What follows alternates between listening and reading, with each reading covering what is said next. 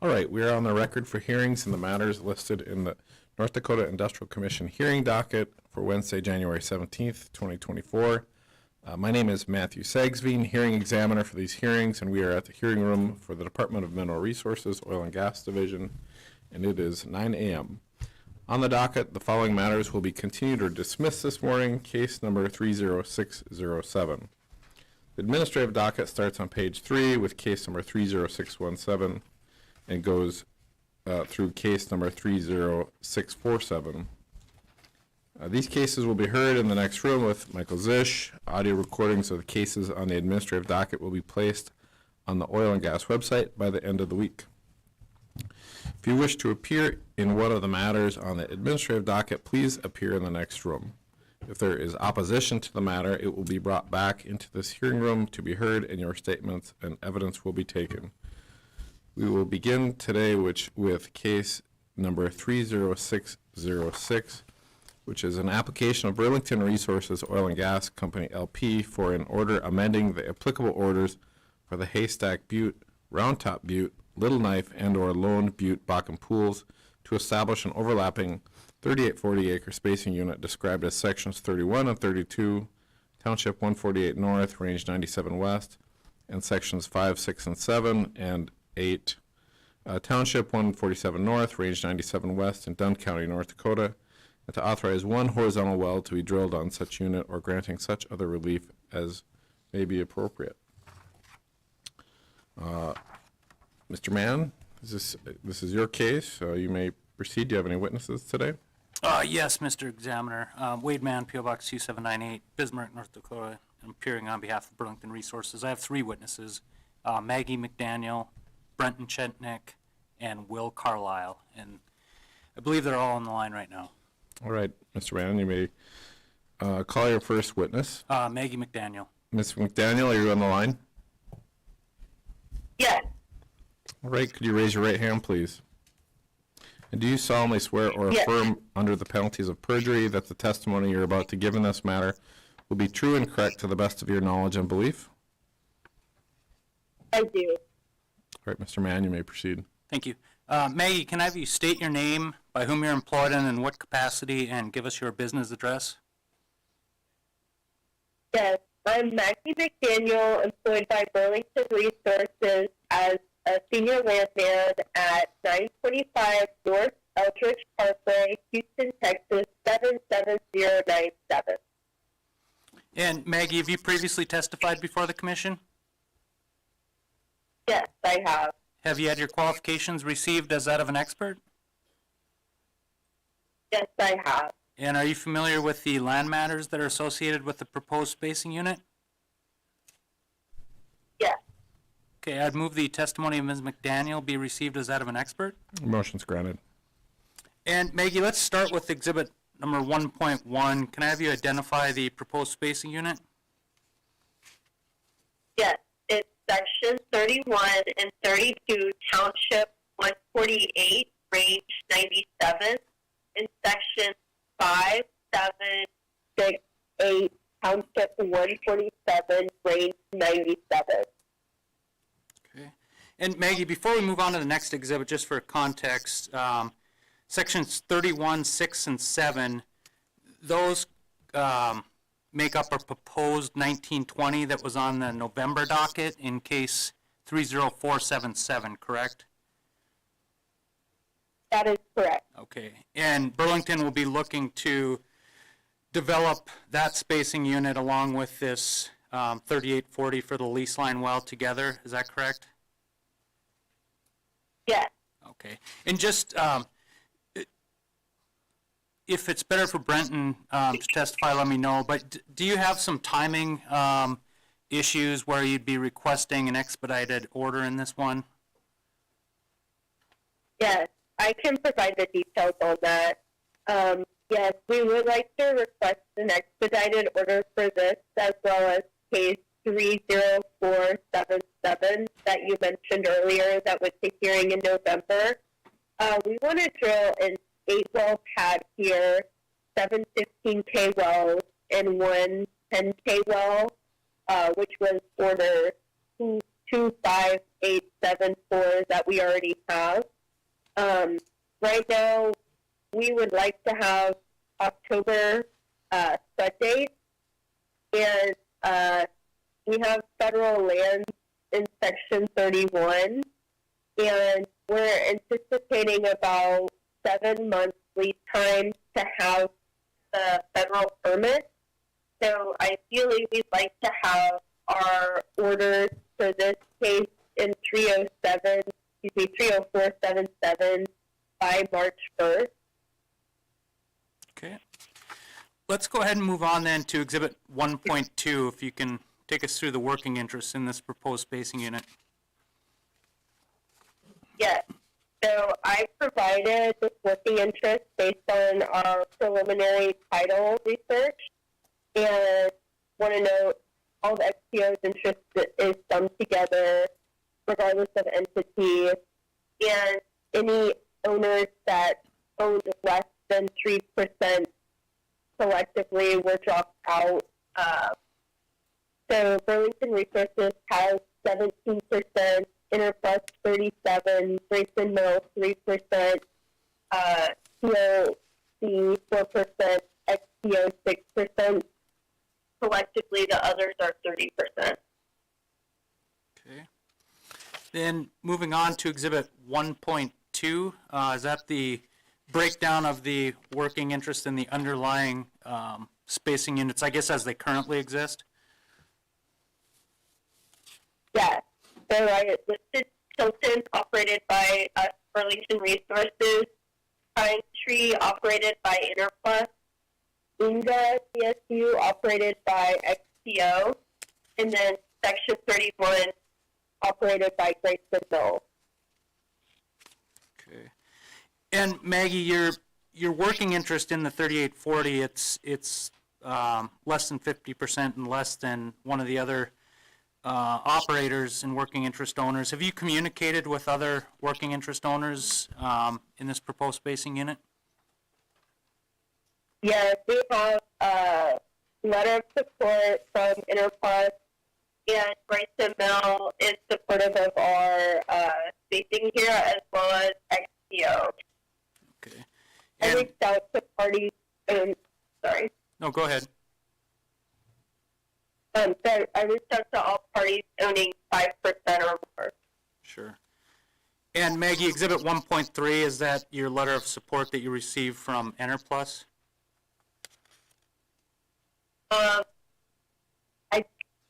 I don't have it, but I believe It's a that was January used. 4th letter from Blake Brown, landman at Oh, Interplus? yes. Okay. I have no further questions That's for correct. Ms. McDaniel. I'd offer the land exhibits.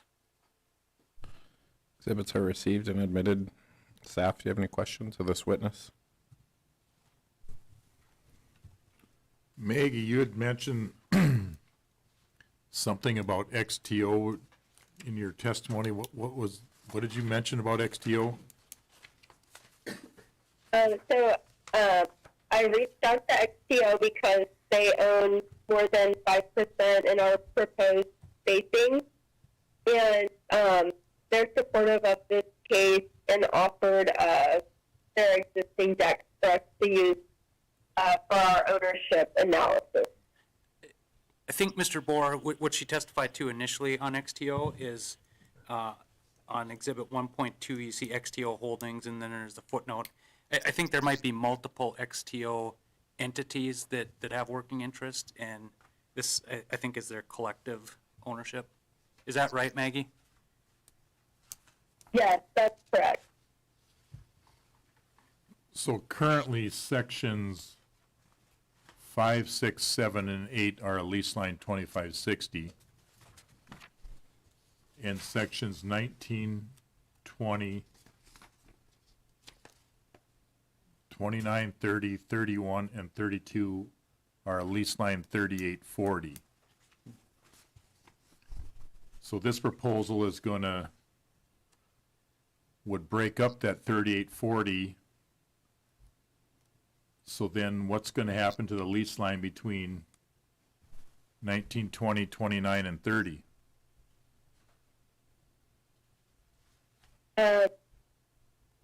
They could I mean, they could develop it 19, 20, 30, 29. I can't speak on behalf of what their plans are. I just know they were supportive of us going with our plan.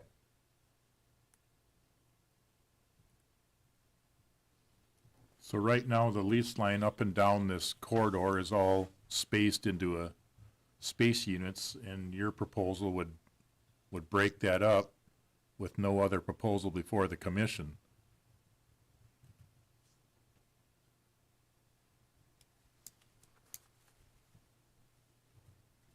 Yes.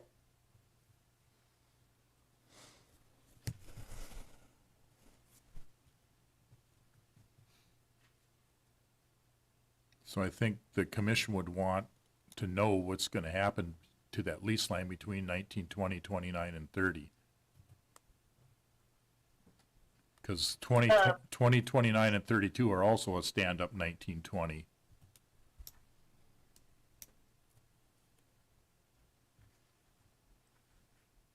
Okay. Do you want us to provide a supplement to how we would propose it to be developed? Yes, and I think if Burlington isn't going to be the operator of that, you would have to reach out to who you think would be the operator of that lease line to see if that is indeed what they would plan on doing, or why not. I can put together a plan and reach out to XPO Okay, and follow up. okay, thank you. Yes. Any additional questions? All right, hearing none. Mr. Mann, you may call your next witness. Next witness is Brenton Chetnik. Mr. Chetnik, are you on the line? Yes, hello. Yes, hello. Could you raise your right hand, please? Good morning. Good morning. Yep. Do you solemnly swear or affirm under the penalties of perjury that the testimony you're about to give in this matter will be true and correct to the best of your knowledge and belief? I do. All right, Mr. Mann, you may proceed. Okay. Brenton, can I have you state your name and maybe just spell it for the record? I don't believe you've testified before, so. That's correct. This is my first time testifying. Brenton Chetnik, Brenton. Last name Chetnik, Chentik. And Brenton, can you tell us by whom you're employed and in what capacity, and give us your business address? Yes. Employed with Burlington Resources. Business address is 925 North Eldridge Parkway, Houston, Texas. Zip code 77079. Okay. And then I'm a senior geologist company. Okay. And can you just briefly take us through your educational background and relevant work experience?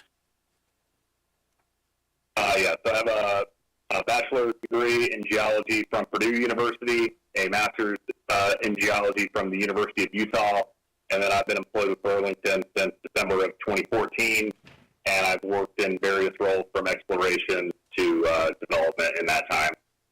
And Brenton, are you familiar with the geology underlying the proposed spacing unit? I am, yes. I'd move the testimony of Mr. Chetnik be received as that of an expert. Motion's granted. And Brenton, let's start with Exhibit 2.1, if you can take us through your structure map. Okay, yep, so what you're looking at is a structure map that's on the top of the Upper Bakken Shale.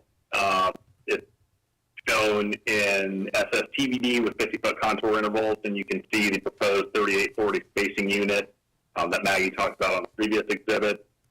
You can see nothing is going to hamper our development of this from a structural standpoint. Okay. Let's move on to the type log then. Yep, so we're looking at a type log taken from the southwest of the proposed spacing unit. You can see the top of the Bakken pool 50 foot above the top of the Bakken formation, various stratigraphic markers from the Carrington down through the Bird Bear called out. And you can see, the proposed prospective intervals in the Bakken and Three Forks. And then moving on to Exhibit 2.3, if you can describe for us how you would intend to develop the spacing unit. Yeah, so this is for the unit line well that you're seeing on the east half of the our Tilton drill spacing unit, and we will develop this as part of an 8-well event. The western unit line well will be a 10K well, the rest will be 15K, and we've engaged with Interplus and XTO and other operators to have their support for this unit line development. Okay. I have no further questions. I'd offer the geology exhibits. Exhibits are received and admitted. Any questions from staff? Brenton, what's the target for this well? Currently planned as a middle Bakken well. We are currently working on optimizing the development, and so I will say current plan is middle Bakken, but there are some upper Three Forks wells that we also plan to drill out here. And will you drill it on the section line, or will it be offset to the west? The current plan is going to be on the section line. Okay, thank you. Any additional questions? All right, hearing none, Mr. Mann, you may call your next witness. Will Carlisle. Yes, I'm here. Mr. Carlisle, could you raise your right hand, please? Yes. Do you solemnly swear or affirm under the penalties of perjury that the testimony you're about to give in this matter will be true and correct to the best of your knowledge and belief? Yes, I do. All right, you may proceed. Will, can I have you state your name, by whom you're employed, and in what capacity, and give us your business address? Yes, my name is Will Carlisle. I work for Burlington Resources, located at 925 North Eldridge Parkway in Houston, Texas, at 77097. My role with Burlington is as a senior reservoir engineer. And Will, have you previously testified before the commission?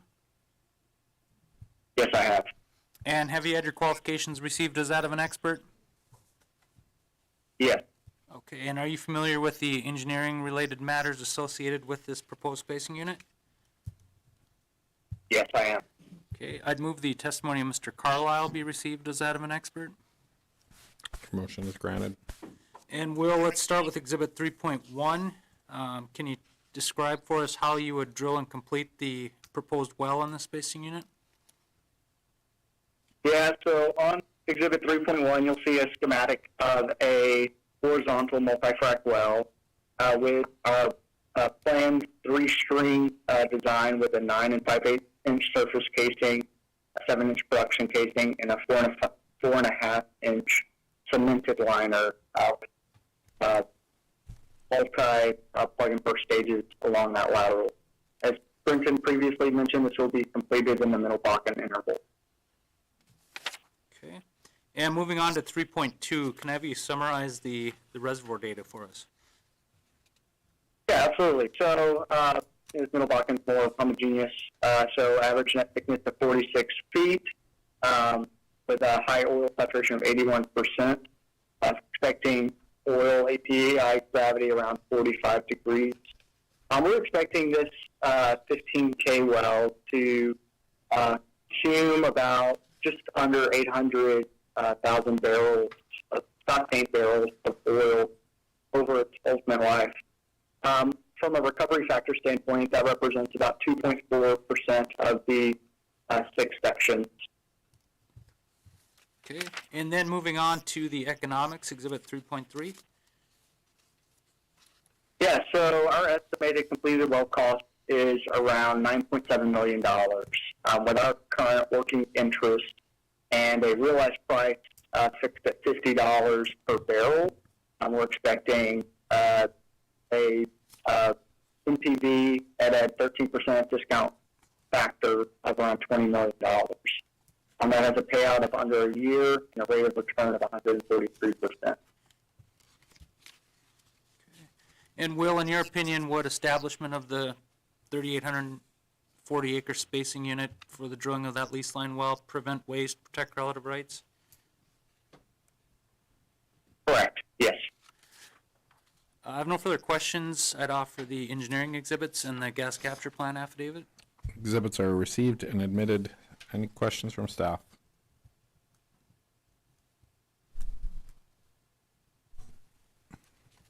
Will, on your exhibit 3.1, are you planning 50 stages across a 3-mile lateral? We're currently optimizing. I think that would be bare minimal. We would do it likely be, as we're still figuring out, this will be part of our first 3-mile lateral plan in the basin. We'll likely scale that up, but that is an ongoing decision for optimization. So what's shown here is the absolute minimum stage count for the two. I think, truthfully, we would likely be in the 70 to 75 range based off of how our optimization decisions are currently pointing. Okay, thank you. Any additional questions?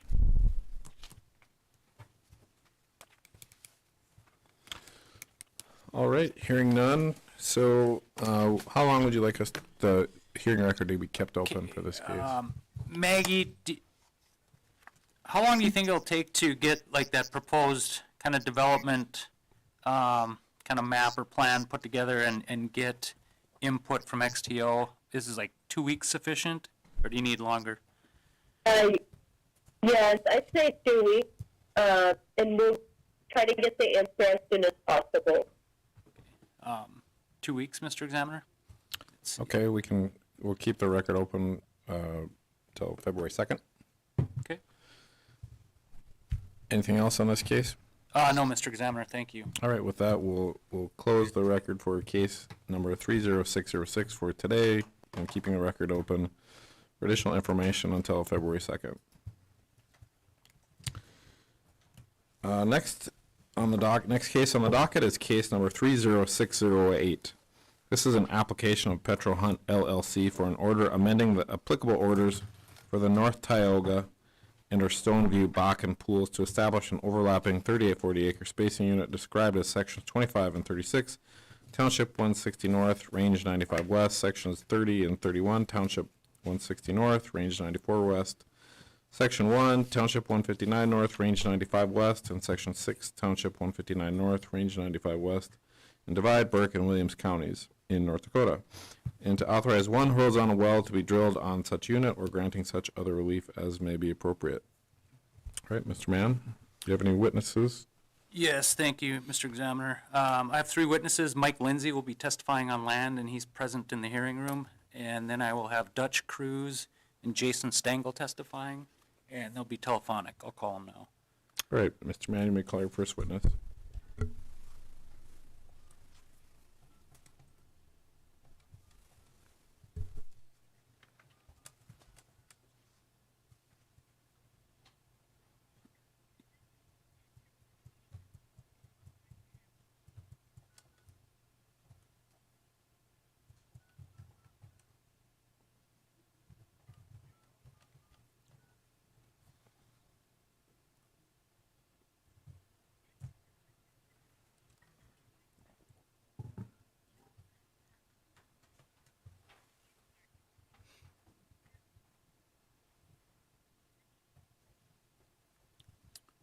Dutch, Jason, you guys there? Okay, all right, we're live in the hearing room. Thank you, Mr. Examiner. Mike Lindsay will be the first witness. All right, Mr. Lindsay, could you raise your right hand, please? Do you solemnly swear or affirm under the penalties of perjury that the testimony you're about to give in this matter will be true and correct to the best of your knowledge and belief? Yes. All right, you may proceed. Mike, can I have you state your name, by whom you're employed, and in what capacity, and give us your business address? Yeah, my name is Michael Lindsay. I'm a landman with Petro Hunt LLC. Our business address is P.O. Box 935, Bismarck, North Dakota 58502. And Mike, have you previously testified before the commission? I have. Have you had your qualifications received as that of an expert? I have. And are you familiar with the land matters associated with this proposed spacing unit? Yes. I'd move the testimony of Mr. Lindsay be received as that of an expert. Motion's granted. And Mike, let's start with your exhibit number 1. Can I have you identify the spacing unit and take us through Petro Hunt's working interest in that proposed spacing unit? Yep, our proposed spacing unit is Township 160 North, Range 95 West, Sections 25 and 36. Township 159 North, Range 95 West, Section 1. Township 160 North, Range 94 West, Sections 30 and 31. And Township 159 North, Range 94 West, Section 6. And it's about a 3,768.64 acre spacing unit located within Divide, Williams, and Burke counties. And then there's an exhibit showing Petro Hunt's interest in the proposed spacing unit of 27.304, 769% working interest within that unit.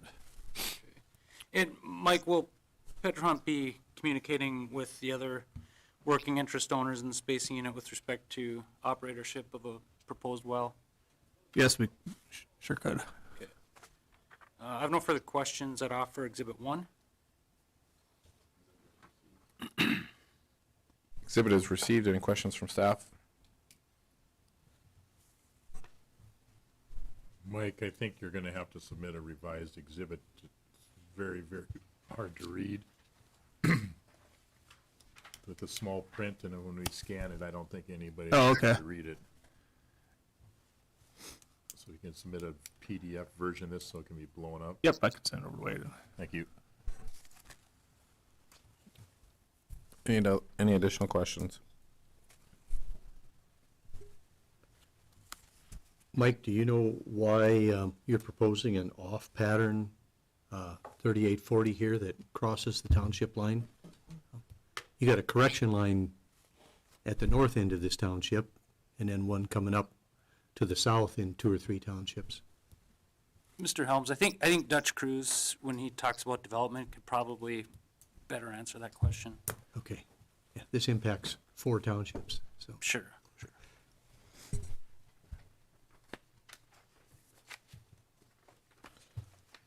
All right, hearing no further questions, Mr. Mann, you may call your next witness. Next witness is Dutch Cruz. Yes, I'm here. All right, Mr. Cruz, could you raise your right hand, please? Yes. Do you solemnly swear or affirm under the penalties of perjury that the testimony you're about to give in this matter will be true and correct to the best of your knowledge and belief? Yes, I do. All right, Du- may I proceed? Thank you. Dutch, can I have you state your name, by whom you're employed, and in what capacity, and give us your business address? Yes, my name is Dutch Cruz. I'm employed by Petro Hunt LLC as a geologist. My business address is 600 17th Street, Suite 2550 South, Denver, Colorado 80202. And Dutch, have you previously testified before the commission? I have. Have you had your qualifications received as that of an expert? Yes, I have. Okay. And Dutch, are you familiar with the geology underlying the proposed spacing unit? Yes, I am. Okay. I'd move the testimony of Mr. Cruz be received as that of an expert. Motion's granted.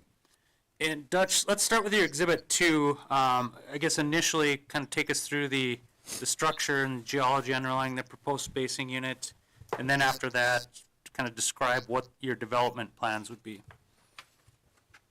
Okay, so here in this index map, the proposed spacing unit is outlined in red there with the proposed well in the dashed dark black line. The underlying faint contours are the top Upper Bakken Shale, showing a slight dip to the south. Contour interval is 20 feet there. You can see the existing well stick on the map. Existing Three Forks wells are in that pink. Existing Middle Bakken wells are in the brownish color. And we plan this lease line well to likely be a Middle Bakken well there. Also worth pointing out, type log, it's that little circle there in kind of the south portion of section 31. It's a little bit challenging to see, but I will reference that type log in the next exhibit. Okay. Let's move on to, I guess, take us through the type log, and then we'll circle back to this exhibit and then discuss development. That'd make more sense. So Okay. let's look at exhibit number 3 in the type log. Okay, exhibit 3 is that the type log I just pointed out. It's showing the lower portion of the lodgepole formation, the upper and lower Bakken shales, along with the middle Bakken, and then the upper portion of the Three Forks, showing a middle Bakken thickness of around 70 feet, and it's a pretty typical middle or Bakken section there, so nothing out of the ordinary really to point out with the geology of the Bakken system. And then, Dutch, let's go back to exhibit number 2 and kind of discuss development. And Mr. Helms had a question, like kind of why you're looking at this and the off pattern. And it does look like we're already, with some of the underlying spacing units, we're already off pattern, it looks like, with 6 and 31. Yeah. And then, like, none of the kind of the development on the east really matches sort of with the development on the west. So, I mean, it already is sort of off pattern. Everything here is sort of off pattern. But if you can describe kind of what your plan is and kind of address Mr. Helms' question. Yes, so as you stated, these two little sections here are kind of off pattern to both the east and the west drilling units. So even the two existing or two section units have already been kind of offset across the township lines there. And this well, we considered what drilling to the north, to the south, how we could try to keep it a little bit more regular. But as you can see, kind of that most western middle Bakken well at section 7 in the south is quite close to the section line there. So we felt that a lease line well going to the south from this area probably would not be warranted. We think those wells are probably draining that lease line area. And then we were trying to use existing pad to drill this well from, just to reduce surface activity and stuff. So this location for this well is kind of a natural place. And then going to the north, we could get it a little bit more regular to the offset 2-mile development. So that was kind of thought, no, perfect solution, but trying to do the best we can here. And also, I think Jason may touch on this, but the 3-mile lateral, trying to leverage a little bit of economies of scale and make these economics for a longer lateral than kind of the existing older generation wells is warranted in this area, apparently. Okay. I don't have any further questions for Mr. Cruz. I'd offer exhibits 2 and 3. Exhibits are received and admitted. Any questions from staff?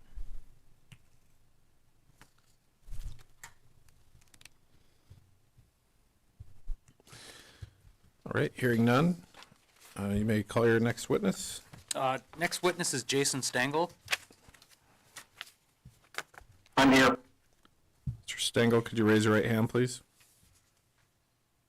Yes. You solemnly swear or affirm under the penalties of perjury that the testimony you're about to give in this matter will be true and correct to the best of your knowledge and belief? I do. All right, thank you.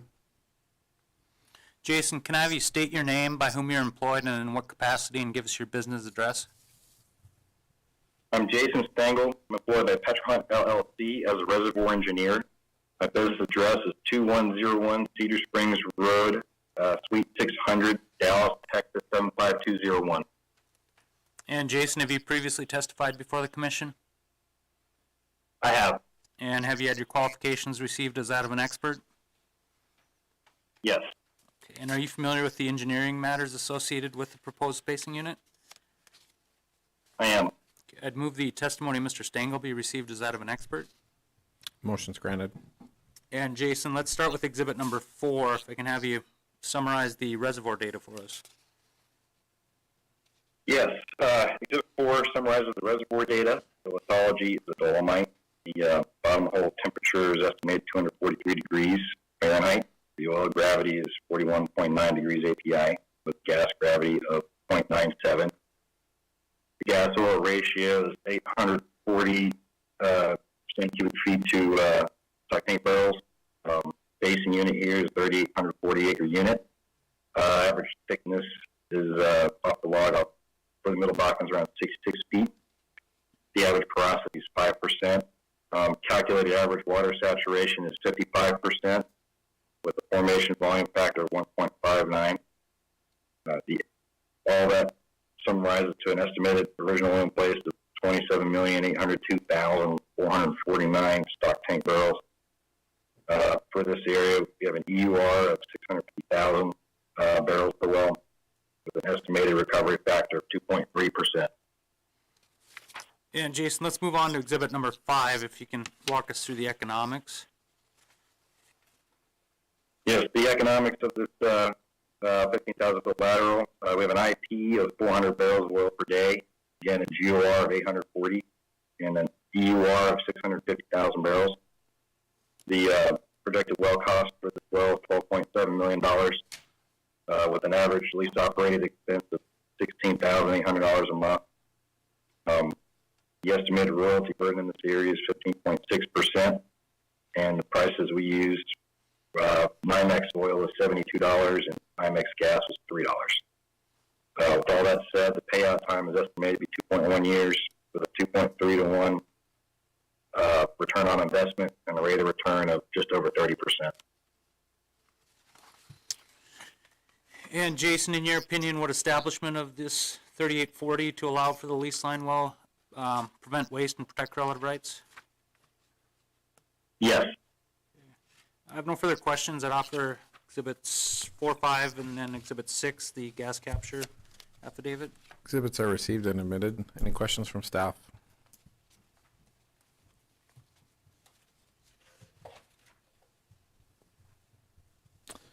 All right, hearing none, and so we'll keep the record open to submit an updated exhibit.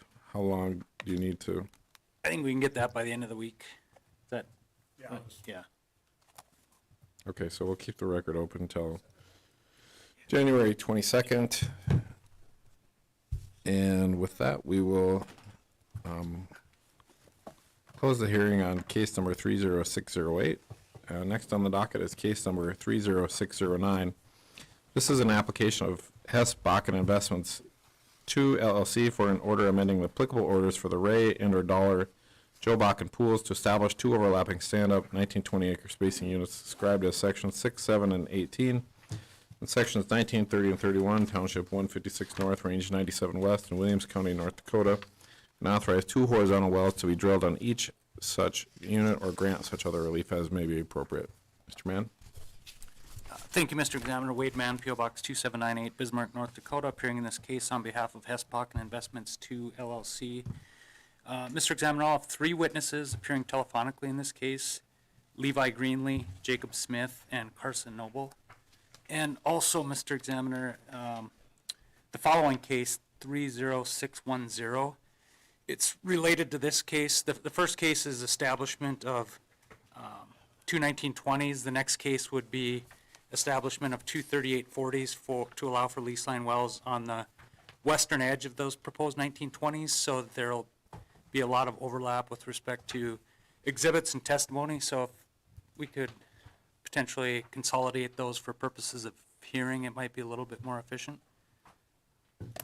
Okay, so I'll take that as a motion to consolidate Yes. the 2 cases, and so you want to, and I'll grant that, and I'll just read case number 30610. This is an application of Hess Bakken Investments 2 LLC for an order amending the applicable orders for the Ray, Dollar, Joe, and/or Wheelock, Bach, and Pools to establish 2 overlapping 3840 acre spacing units described as sections 1, 12, and 13 in Township 156 North, Range 98 West, and sections 6, 7, and 18, Township 156 North, Range 97 West, and sections 24, 25, and 36, Township 156 North, Range 98 West, and sections 19 and 30 and 31 in Township 156 North, Range 97 West, in Williams County, North Dakota, and authorize 1 horizontal well to be drilled on each such unit or granting such other relief as may be appropriate. All right, you may proceed. I'll call my witnesses.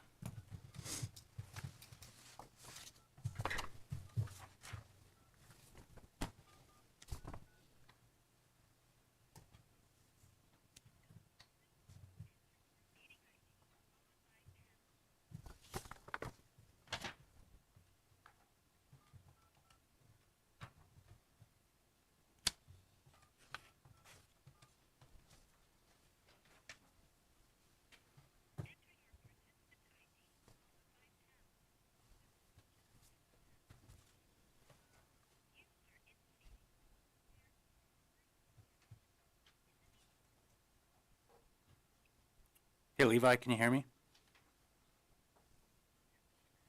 Yep, we're live in the hearing room. Okay.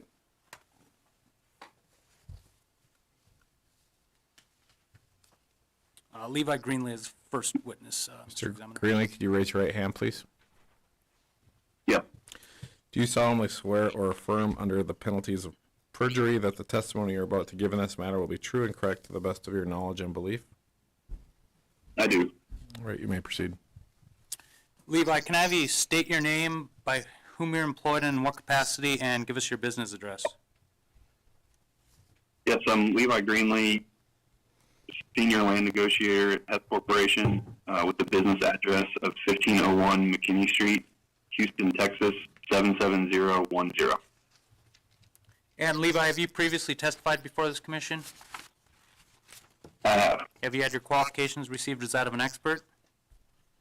Yes, I have. And are you familiar with the land matters that are associated with proposed spacing units? I am. Okay, I'll move the testimony of Mr. Greenlee be received as that of an expert. Motion's granted. And Levi, we've consolidated these first 2 cases for purposes of hearing, so I think I'll have you first go through your land exhibits for the 1920s in case 30609, and then ask you to go through them for 30610 for the 3840s. So let's start with exhibit number 1 in 30609. Yeah, Exhibit 1's the location map for both cases. And then that's a Township 156 North, Range 97 West in Williams County. In blue are the existing DSUs, the stand-up sections of 6 and 7, and the stand-up DSU of sections 18 and 19. And in green is the requested 1920 spacings. Okay, then let's move on to exhibit number 2, the working interest in that northern 1920. Exhibit 2 is the first northern 1920 in blue is the Hess operated Go Blake DSU, with Hess having almost 80% working interest, Granite Ridge with 11.4 and others with 8.78. And in yellow is the Hess operated Go Elvin Garfield DSU, where Hess owns 92% working interest and others with 7.9. The combined working interest of the proposed 1920 is Hess with 83.8, Granite Ridge with 7.7, and others with 8.49. Okay, then let's move on to exhibit 3. Exhibit 3 is the land plat for the southern 1920. In yellow is the Hess operated Go Elvin Garfield DSU. And in blue is that's with Hess with 92.1% working interest, others with 7.9. And then in blue is the Hess operated Go Sound DSU, where Hess owns 60% working interest, Northern with 21.3, Granite Ridge with 8.58, and others with 10%. The combined working interest in that proposed 1920 is Hess with 70.6, Northern Oil with 14.2, Granite Ridge with 5, and others with 9% working interest. And Levi, let's move on to 30610 then and address land for that case, for the 3840s. Okay, yeah, so for that case, the location map is just a little broader of Township 156, Range 98 West, and Township 156 North, Range 97 West in Williams County. In blue are all the existing DSUs. The first stand-up 1280 of sections 1 and 12, second stand-up 1280 of sections 6 and 7, third stand-up 1280 of sections 18 and 19, the fourth stand-up 1280 of sections 30 and 31, a stand-up 1920 of sections 13, 24, and 25, and then a 640-acre DSU of sections 36. In green are the two requested 3840 spacing. Okay, and then let's move on to your working interest in these overlapping 3840s, starting with Exhibit 2.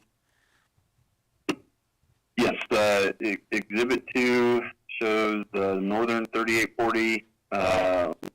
Here in yellow is the Hess-operated Go Run by Al DSU, where Hess owns 98.8% working interest. In blue is the Liberty-operated Tank DSU, Hess with 2% working interest, Liberty with 82.2%, and others with 15%. In green is the Hess-operated Go Blake DSU, with Hess with 92% working interest. And then in orange is the Hess-operated Go Elk Garfield DSU, where Hess owns 92% working interest. The combined working interest of that proposed 3840 is Hess with 58% working interest, Liberty with 27.7%, and others with 13.3%. Since that isn't including a third-party DSU, we spoke to Liberty and discussed the proposed well, and there was no opposition to Hess operating that well. Okay, let's move on then to Exhibit number 3, the southern 3840. Yes, Exhibit 3 shows that southern 3840 with, in yellow is the Hess operated Go Run by Al, where we own 98.8% working interest. In orange is the Go Elvin Garfield, where we own 92% working interest. In green is the Hess operated Go Zion DSU, where we own 60% working interest, Northern with 21. Excuse me. And then in blue is the Kraken operated state DSU, where Hess owns 47.9% working interest, Kraken with 52, and others with a small percentage. The combined working interest in that proposed 3840 is Hess with 76.4, Kraken with 8.8, and others with 14.7% working interest. We also reached out to Kraken to discuss the proposed well, and there was no opposition from Hess operating this well. Okay. I have no further questions. I'd offer the land exhibits 1 through 3 in each of the cases. Exhibits are received and admitted. Any questions from staff?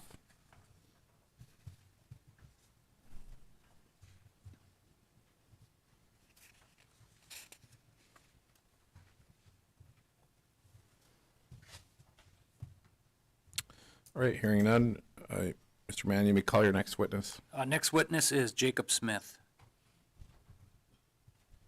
Mr. Smith, are you on the line? Yes, sir. Would you raise your right hand, please? You solemnly swear or affirm under the penalties of perjury that the testimony you're about to give in this matter will be true and correct to the best of your knowledge and belief? Yes. Okay, thank you. Jacob, can I have you state your name, by whom you're employed, in what capacity, and give us your business address? Yep. My name is Jacob Smith, employed as a geologist by Hess Corporation. Business address 1501 McKinney Street, Houston, Texas 77010. And Jacob, have you previously testified before the commission? Yes. Have you had your qualifications received as that of an expert? Yes. And are you familiar with the geology underlying the proposed spacing units? Yes. I would move the testimony of Mr. Smith be received as that of an expert. Motion's granted. And Jacob, let's start with your Exhibit 4, the structure map in 30609. Okay. So this is a map showing the location of the existing DSUs in blue and the requested 1920s in green. This is the top middle Bakken structure map with 15-foot contour or 50-foot contour interval showing formation dipping to the west. And the purple A to A prime is the location of the wells used in the next exhibit for the cross section. And Jacob, in 30610, that exhibit 4, is that essentially an identical exhibit other than sort of outlining the proposed 3840s? Exactly the same. Yes, sir. The three wells used in the cross section are the same. Everything's the same except the surface, the DSU line outline. Okay. Let's move on then to the cross section, and I believe the cross section that you have as Exhibit 5 is the same in both cases. So just take us through that exhibit. Yep. So this is the stratigraphic cross section plotting on the top of the Bakken, showing the formation. The targeted formations are present continuous. Okay. I have no further questions for Mr. Smith, and I'd offer Exhibits 4 and 5 in each case. Exhibits are received and admitted. Any questions from staff?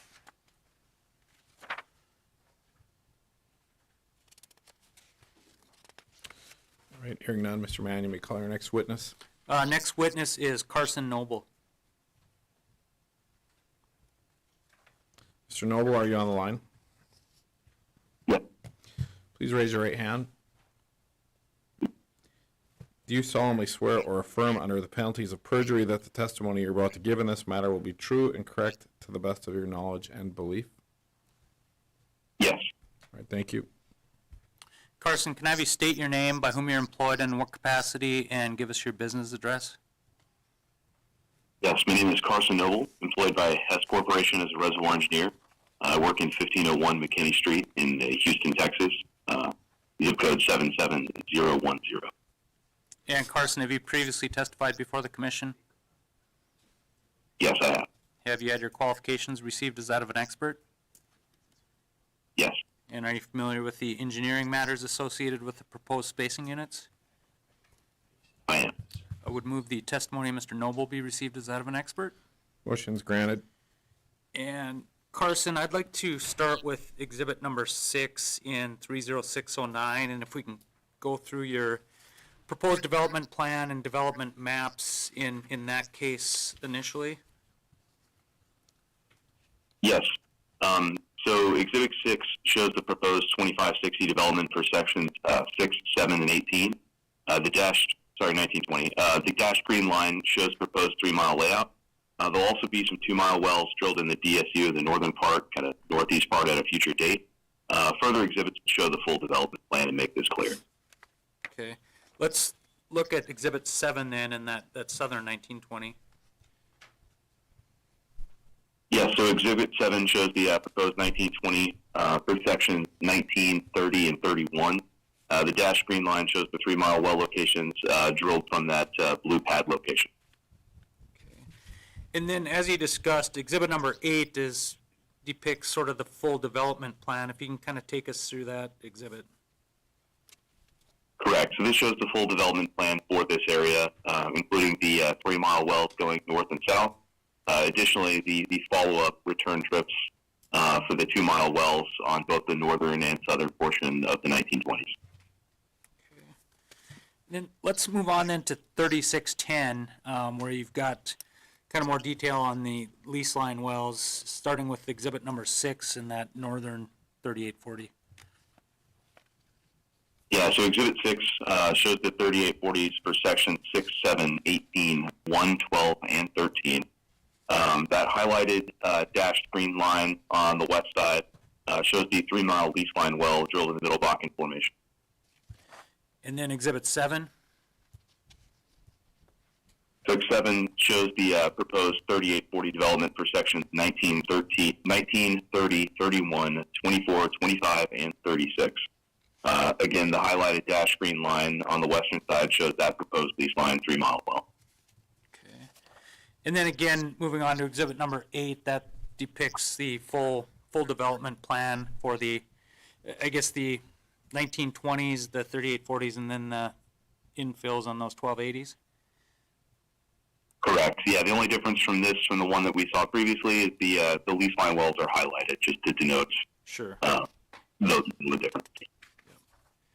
Let's move on then to the reservoir data and the economics, and that's exhibit number 9 in both cases. And I assume they're essentially the same exhibit. If there are anything unique with respect to the 3840s, point that out, but otherwise just kind of take us through the reservoir and economics for both cases.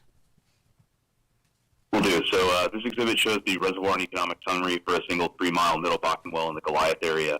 The expected EUR, about 895 barrels with roughly a 5% recovery factor. The economics would run at $62 a barrel WTI flat at 100% working interest.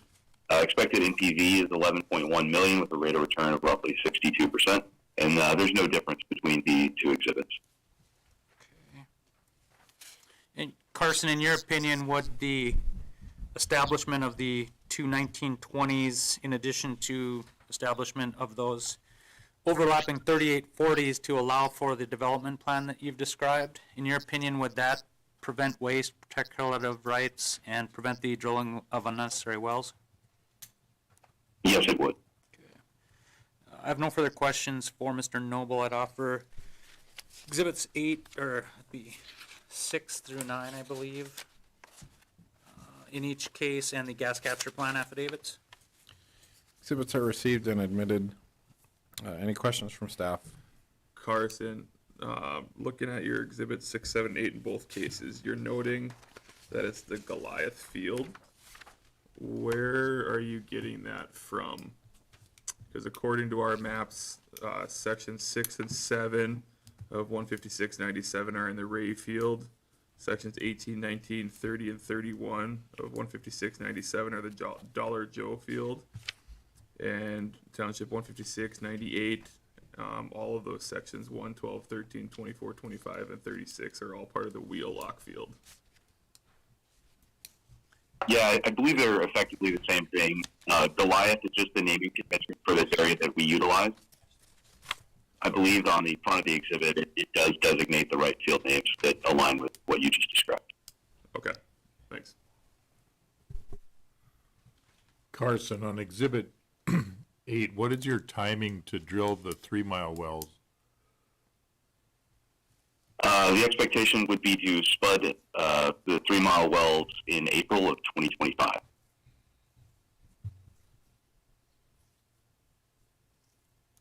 And what about the 1,280 acre spacing unit wells? The 2-mile wells would happen both north and south roughly 2 years after that, spud in May and June of 2027.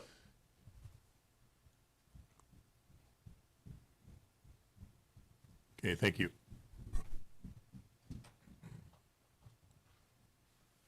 Any additional questions from staff?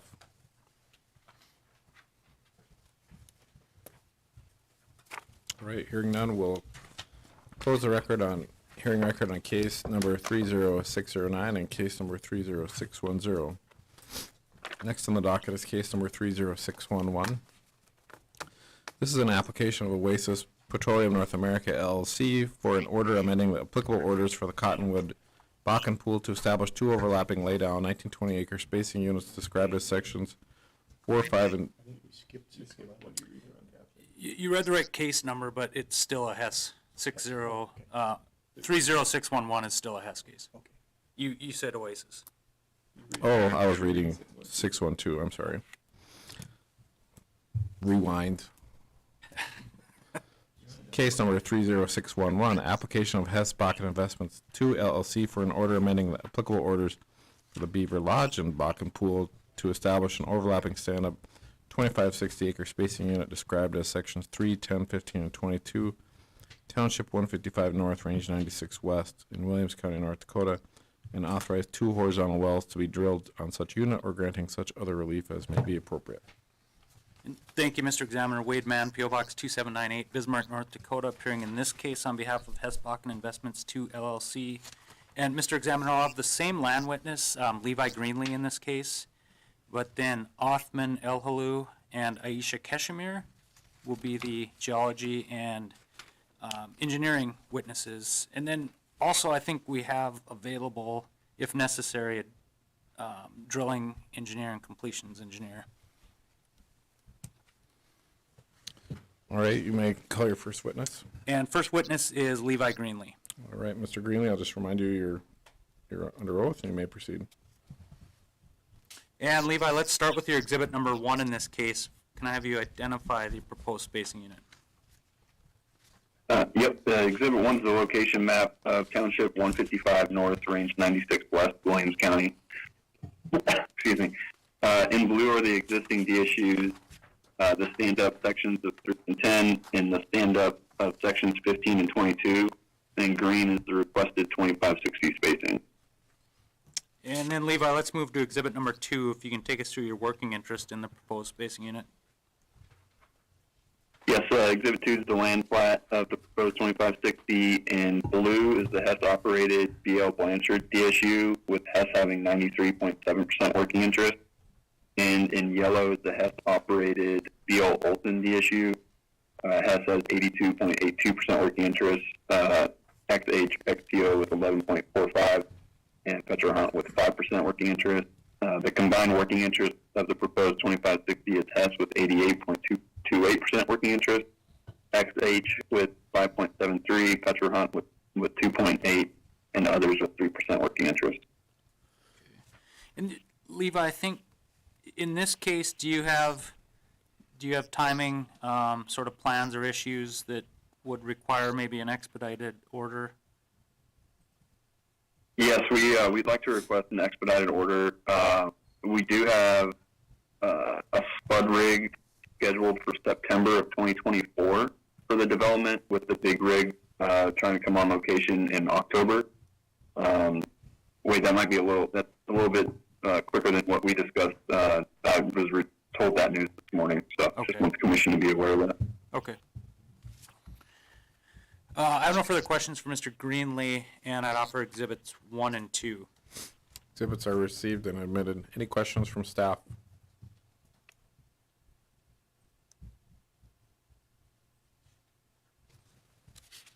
Hearing none, Mr. Mann, you may call your next witness. Next witness is Othman Elhalou. Could you raise your right hand, sir? Sure. Do you solemnly swear or affirm under the penalties of perjury that the testimony you're about to give in this matter will be true and correct to the best of your knowledge and belief? I swear. Othman, can I have you state your name, by whom you're employed, and in what capacity, and give us your business address? Sure. My name is Othman Elhalou. I'm employed by Hess Corporation as an operations geologist with the business address of 1501 McKinney Street, Eastern Texas, 77010. And Othman, have you previously testified before the commission? I have. And have you had your qualifications received as that of an expert? Yes. And are you familiar with the geology underlying the proposed spacing unit? I am. I'd move the testimony of Mr. Elhalou be received as that of an expert. Your motion is granted. And Othman, let's start with exhibit number 3, if you can take us through your structure map. Sure. Exhibit 3 shows the location of the existing DSUs in blue and the requested 2560 DSU outline in green with the existing wells marked. The top middle box in structure map is presented with a 50-foot contour interval showing that the formation is sitting to the west. The line A to H line represents the location of the wells used in the cross section in exhibit 4. Okay. And let's move on to exhibit number 4, if you can take us to the cross section. Sure. Exhibit 4 is a stratigraphic cross-section flattened on the top of the boxing, showing that the targeted formations are present and continuous throughout the region. Okay. And Othman, in your opinion, from a structural or geology standpoint, is there anything with respect to the geology in this spacing unit that would give you any concern for drilling the longer lateral? No, sir. Okay. I have no further questions. I'd offer exhibits 3 and 4. Exhibits are received and admitted. Any questions from staff?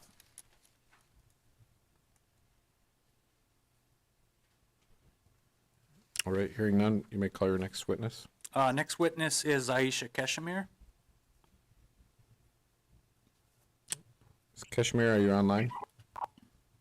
Yes, I am. Could you raise your right hand, please? Sure. Do you solemnly swear or affirm under the penalties of perjury that the testimony you're about to give in this matter will be true and correct to the best of your knowledge and belief? Yes, I do. Thank you. Aisha, can I have you state your name, by whom you're employed, in what capacity, and give us your business address? So my name is Aisha Kashmir, reservoir engineer employed by Hess Corporation. Business address is 1501 McKinney Street, Houston, Texas 77010. And Aisha, have you previously testified before the commission? Yes, I have. Have you had your qualifications received as that of an expert? Yes. And are you familiar with the the engineering matters associated with the proposed spacing unit? Yes, I do. Okay, I'd move the testimony of Ms. Keshemir be received as that of an expert in this case. Motion's granted. And Aisha, let's look at exhibit number 5. Can you walk us through your proposed plan of development for this spacing unit? Sure. Exhibit 5 shows the proposed 2560 development plan for Section 310 and Section 1522. The bold dashed line is the proposed well, and those two wells will be drilled in the Middle Bakken Formation. Also, we have the yellow solid line, as you can see in Section 22, is the observation lateral that will be drilled at the same time as the 4-mile lateral, and it will yield to a drainage mapping for the third and the 4th mile. Okay. Let's go ahead and move on to exhibit 6. If you could walk us through the reservoir data and the economics. So Exhibit 6 shows the reservoir and economic summary for a single 4-mile Middle Bakken well in the Village area. The expected EUR is around 980,000 standard barrels with 2% recovery factor. Economics were run at 62 WTI flat and 100% working interest. The expected NPV is around 18 million with 100% rate of return. Okay. And Aisha, in your opinion, would establishment of this 2,560 acre spacing unit to allow for this proposed development protect relative rights, prevent waste, and prevent the drilling of unnecessary wells? Yes. Okay. I have no further questions for Ms. Keshemir. I'd offer exhibits 5 and 6 and the gas capture plan affidavit. Exhibits are received and admitted. Any questions from staff? Aisha, you said that you're going to drill the observation well immediately after the 4 miles were completed. Is that correct? At the same time, actually. Okay. And what, how will you be observing those wells? Do you guys plan on running tools down hole, or are you running fiber for the length of the lateral? Yeah, we will be running live gauges and fibers, and we will be collecting data for drainage mapping.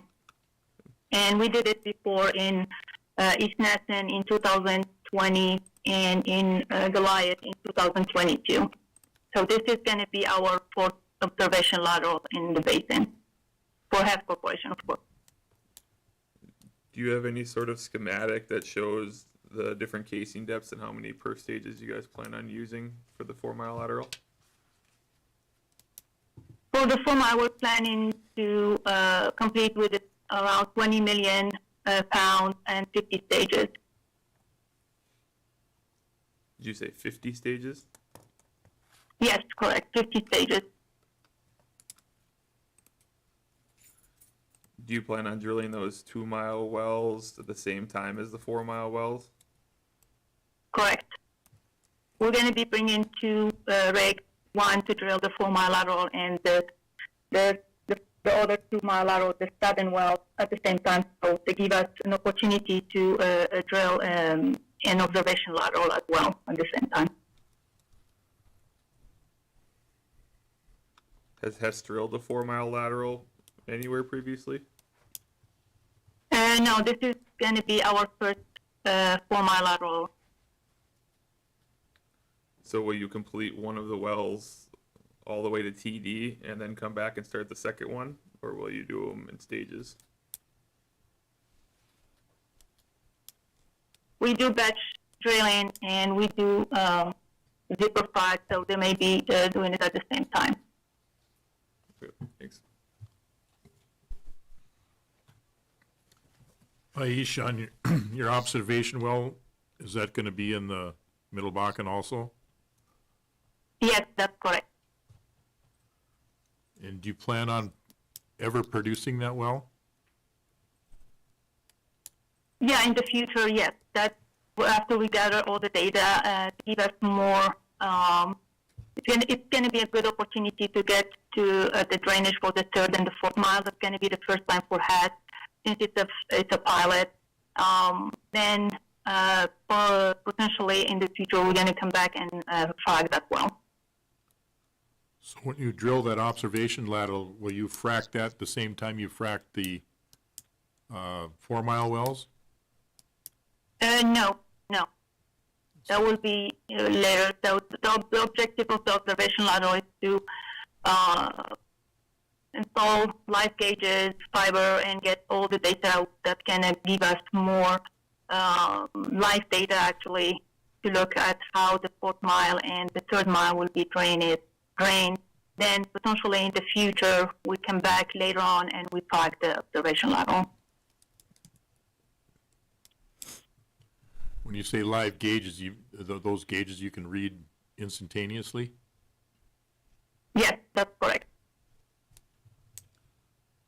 What is the interlateral spacing of your 2 4 mile wells? It's around 800 feet. And I assume the observation well will be drilled exactly in the middle? Correct.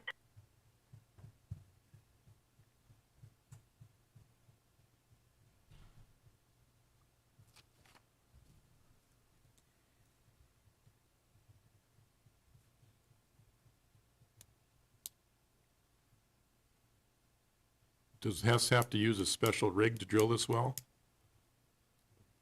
No.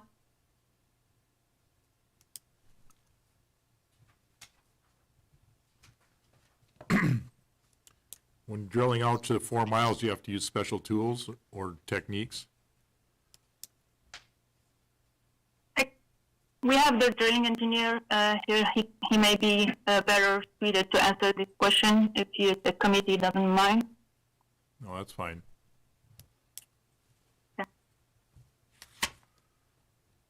Hello. You want to hear from the drilling engineer, Mark? Okay. Mr. Examiner, I'll call, is it Travis Swaim? Is that who we got drilling? Yeah. Okay. Travis Swaim. Could you raise your right hand, please? Sure. Do you solemnly swear or affirm under the penalties of perjury that the testimony you're about to give in this matter will be true and correct to the best of your knowledge and belief? Yes. Travis, can I have you state your name for the record and spell it for us? Sure. Travis Swaim, S-W-A-I-M. And Travis, can you tell us by whom you're employed and in what capacity, and give us your business address? Sure. I'm employed by Hess Corporation as a senior drilling engineer, and our business address is 1501 McKinney Street, Houston, 77010. And Travis, have you previously testified before the commission? Those are out now. Can you just briefly give us your educational background and relevant experience as a drilling engineer? Sure. I hold a Bachelor of Science from Georgia Tech in Mechanical Engineering. I've worked as a drilling engineer in various capacities, domestic and international, for 11 years, and I've worked for Hess for over a year. And Travis, do you have familiarity with the proposed 4 mile laterals that we'll be discussing? Yes, sir. Okay. I would move the testimony of Mr. Swaim be received as that of an expert. Motion's granted. And Travis, you heard the questions from Mr. Bohr, with respect to whether or not any special tools or techniques would be required in drilling these 4 mile laterals. Can you touch on that for us? Yes, sir. Will not need any special tools that are not currently available. No additional technology that is not currently existing in the market. We'll explore options for different drill pipe sizes or connections and potential for directional tools to drill to TD adequately. I don't have any additional questions for Mr. Swaim. Any additional questions from staff? Travis, do you have to drill bigger holes to install bigger casing? I mean, do you use bigger drill pipe, or is the torque and drag calculations with current standard drill pipe sufficient? We will not need to drill bigger holes. We may need to use larger drill pipe for a torque rating. Our current model indicates that this would not be the case.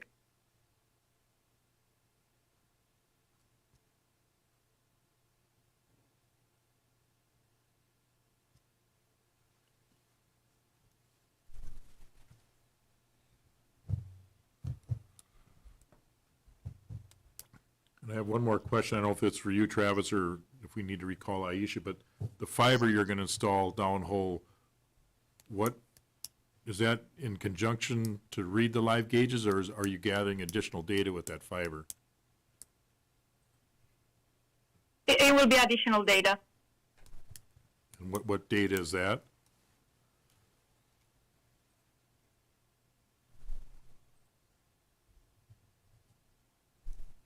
It would be like to look at the frac hits and make sure that if we get the overlap that we get by fracking those fourth mile and the third and the fourth mile.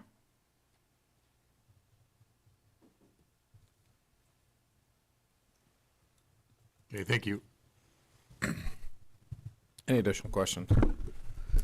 Travis, this is David Tabor. Just, I guess to make sure we know, but anything that is predicting as far as cement operations or completion operations on a 4-mile lateral that they're foreseeing as an area of concern right now?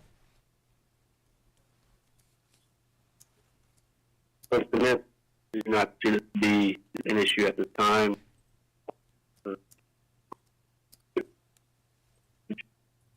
We do have a completion engineer that can answer the question if the committee don't object.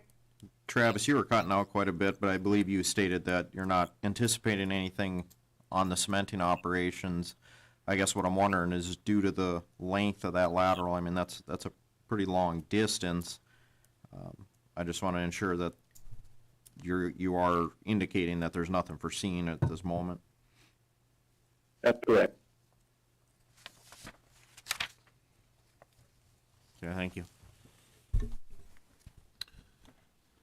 Aisha, I believe you stated earlier that you don't plan on shooting any perfs of any sort in that observation well, but do you plan on opening up some type of perf or something to the middle Bakken so you can observe any pressures or temperatures associated with the other wells? No.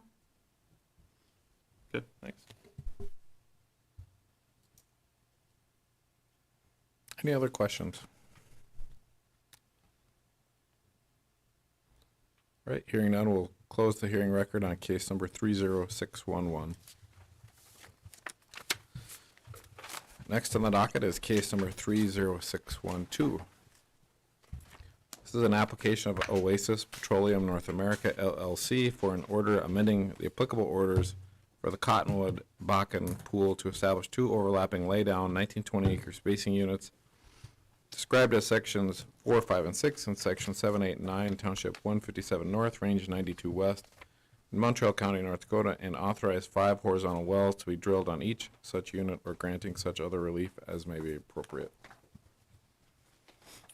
Thank you, Mr. Examiner. Wade Mann, P.O. Box 2798, Bismarck, North Dakota, appearing in this case on behalf of Oasis Petroleum North America, LLC. I'll have 3 witnesses, telephonic in this case, Nicole Meredith, John Prim, and Eva Medina Tomova, and I'll call them now.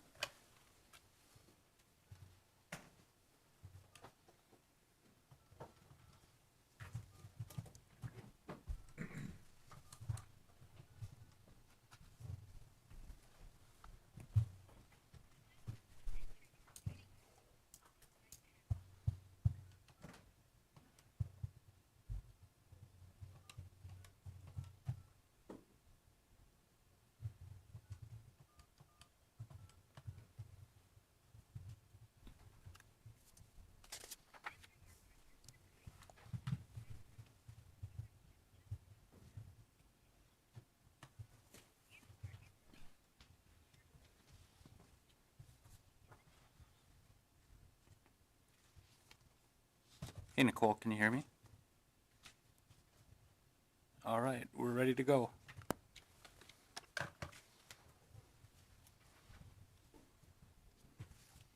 Nicole Meredith is the first witness, Mr. Examiner. Ms. Meredith, are you on the line? Yes, I am. Could you raise your right hand, please? Yes. Do you solemnly swear or affirm under the penalties of perjury that the testimony you're about to give in this matter will be true and correct to the best of your knowledge and belief? Yes, I do. Nicole, can I have you state your name, by whom you're employed, and in what capacity, and give us your business address? Yes, Nicole Meredith, employed as a landman at Oasis Petroleum, also Cord Energy. Business address is 1001 Fannin, Suite 1500, Houston, Texas 77002. And Nicole, have you previously testified before the commission? Yes, I have. And have you had your qualifications received as that of an expert? Yes, I have. And are you familiar with the land matters associated with these proposed spacing units? I am. I'd move the testimony of Ms. Meredith be received as that of an expert. Motion's granted. And Nicole, let's start with L1, if you can identify the area we're looking at. Sure. We are in Montrose County. This is in Township 15792, Sections 4, 5, and 6 for the initial 1920 laydown, and Section 7, 8, and 9 for the second 1920 laydown. And then let's move on to L2. Yes, so the first picture depicts the current spacing, as such being two 1280 laydowns and one 1280 stand-up. So we've got 15792, 4 and 5, 15792, 8 and 9, and 15792, Section 6 and 7. And the requested spacing is below, as mentioned above, as 4, 5, and 6, and 7, 8, and 9. Okay. And then moving on to L3, can you take us through your working interest in those proposed spacing units? Yes, the working interest in the initial proposed spacing of 15792, sections 4, 5, and 6 is 71.48% working interest. And the second 1920 spacing of Township 157, Range 92, sections 7, 8, and 9 is 67.42% working interest. Okay. And then finally, L4, if you can take us through the working interest in those underlying base units. Yes, in the underlying base units, 15792, 6 and 7 is 72.24% working interest. 15792, sections 4 and 5 is 71.1% working interest. And in Township 137, Range 92, sections 8 and 9, we have 65.02% working interest. And these are all underlying Oasis/Cord operated units. Sure. I have no further questions. I'd offer the land exhibits. Exhibits are received and omitted. Any questions from staff?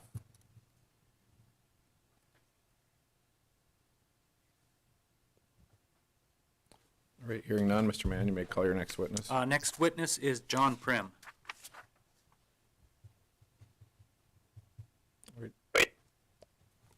Could you raise your right hand, please?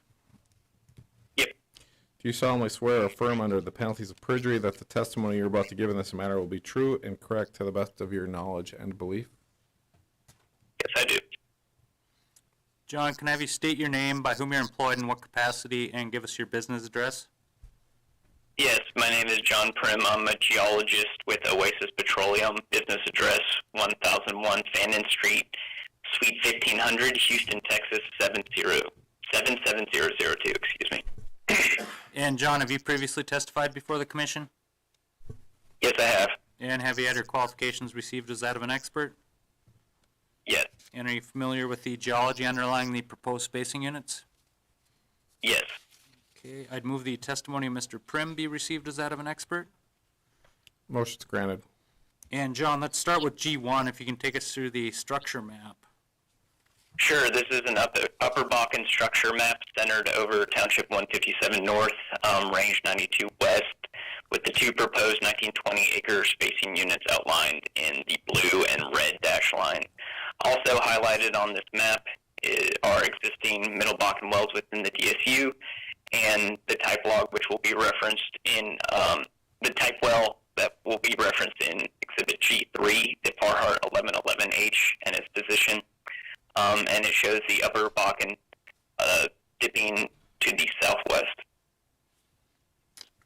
Okay, and then let's move on to G2, the interval thickness map.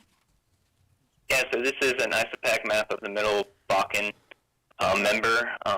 Same area highlighted with the similar wells highlighted, as well as the two proposed spacing units, and it shows the Middle Bakken thickness across the two proposed spacing units, slightly thickening off to the west. Okay, and then finally G3, if you can take us through the type log. Yeah, so this is that type log that was highlighted in the previous maps, the Farhart 1111H, and it's centered over the Middle Bakken reservoir and what we expect to encounter in the subsurface. Okay, I have no further questions for Mr. Prim. I'd offer the geology exhibits. Exhibits are received and admitted. Any questions from staff?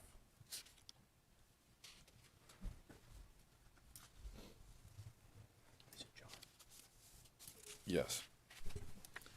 John, this is Lynn Helms. I'm looking at your Exhibit G1, and it raises the question of development in sections 16, 17, and 18, immediately to the south. Does Oasis have an operating interest in those sections, one of which is North Dakota Trust Lands? And there's a potential for those to be stranded, is the reason for my question.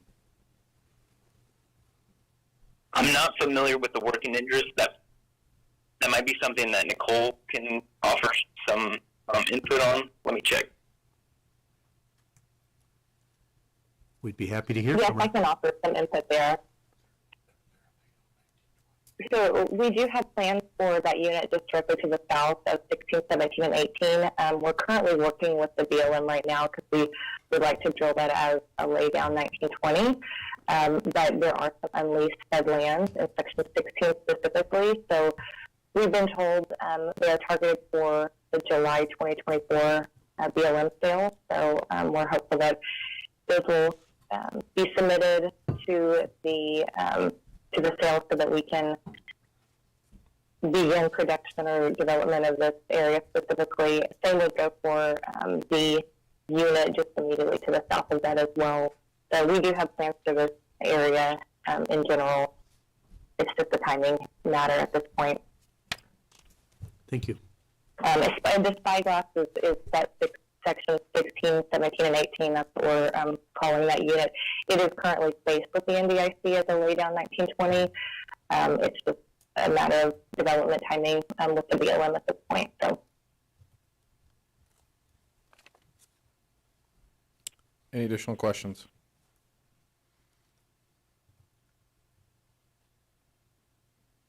All right, hearing none, do you have an additional witness, Mr. Mann? I do, Eva Medina Tomova. yes, sir. Actually, Eva Tomorrow meeting. Sorry, Eva, I apologize. No worries. No worries. Could you raise your right hand, please? Yes, sir. Do you solemnly swear or affirm under the penalties of perjury that the testimony you're about to give in this matter will be true and correct to the best of your knowledge and belief? Yes, I do. Eva, can I have you state your name for the record and tell us by whom you're employed and in what capacity, and give us your business address? Yes, sir. My name is Eva Tomova Medina, and I'm currently employed with Oasis Petroleum / Cord Energy. I am a development engineer, and our office address is 1001 Fanning Street, suite number 1500, Houston, Texas 77002. Okay. And Eva, have you previously testified before the commission? Yes, I have. Have you had your qualifications received as that of an expert? Yes, I have. And are you familiar with the engineering matters associated with the proposed spacing units? Yes, I am. I'd move the testimony of Ms. Tomova Medina be received as that of an expert. Motion's granted. And Eva, let's start with Exhibit E1, if you can take us through your proposed development plan for that 1920. Yes, sir. So our proposed development for the 1920 in Township 157, Range 92, Section 7, 8, and 9. We're planning on having 5 in-unit wells, all Bakken, honoring the setback, the usual setback, 500 from north and south and 100 feet 50 from east and west. Pretty straightforward development. Like Nicole mentioned, it will continue the pattern that we have based on the sidewalk just south of it. Okay. How about E2? What would the development look like on that other 1920? Very similar to the one we just I just mentioned. So here we're looking at 5 and section Bakken wells as well. Sections 4, 5, and 6. Just very, very similar to the unit below. Okay. Let's move on then to E3. If you could take us through the reservoir data and economics. Yes, sir. So here highlighting estimated reservoir pressure at just under 500 psi, temperature at 230, net pay around 60 feet, porosity just over 6%, and water saturation just over 52%. We're looking at 442 MBO estimated well EUR, and then as far as the economics go, we ran them at 65 at 3. Investment just over $10 million per well, and undiscounted ROI at 1.22. And then in E4, the reservoir data and the economics for the other 1920 looks like very similar on reservoir and pretty much the same on economics. Identical, pretty much, yes. Okay. And Eva, in your opinion, would establishment of these 2 laydown 1920s to allow for the proposed development, is that going to prevent waste, protect relative rights, and prevent the drilling of unnecessary wells? Yes, I do. Okay, I have no further questions that offer the engineering exhibits and the gas capture plan affidavit. Exhibits are received and admitted. Staff have any additional questions? Eva, have you chosen your pad locations for either of these 1920s? Great question. We're evaluating a few options and working with our marketing partners to ensure that what we pick works for them as well. So unfortunately for now we don't have one pick, but we are definitely looking at the best option for cord as well as gas capture. What's your time frame to drill these 2 1920s? So currently they're on the schedule. I'll have to get back to you. I believe they're on the schedule for late 2025.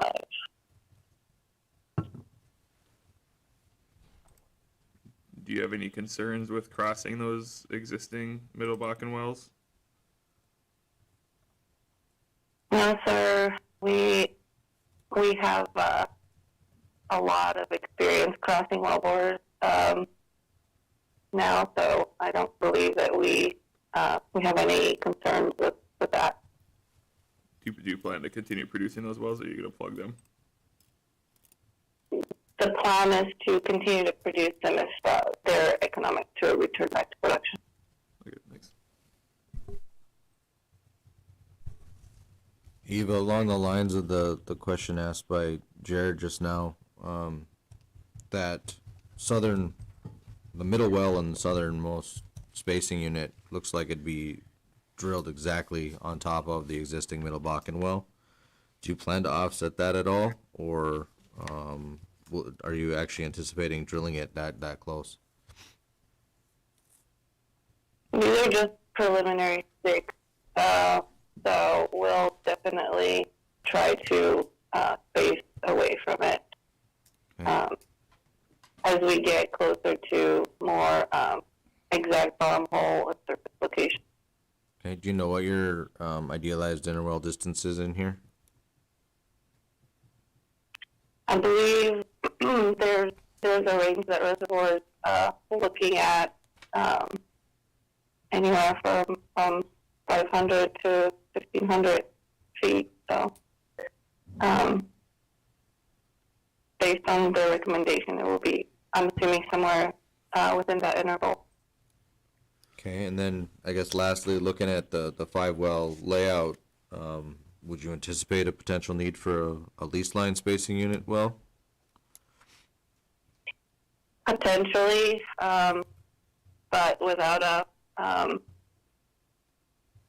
final recommendation from Reservoir, we are just basing the in-section wells currently, and if some of these end up moving to a section line well, then we'll add those to the docket when that's finalized. Okay, thank you. Yes, sir. Eva, is your intention to try to drill these wells in each space unit from one pad? Correct. Yeah. Yep. One pad per spacing unit. And at this point, you don't know if that'll be on the east or the west side? Correct. Yes. Our initial plan was on the west side, but there might be some marketing related reasons to have it on the east side. So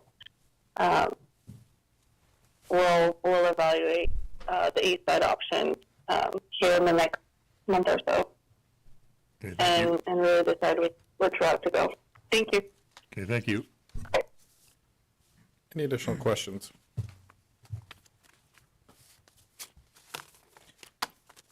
All right, with that, we'll close the hearing. No additional questions. We'll close the hearing on case number 30612.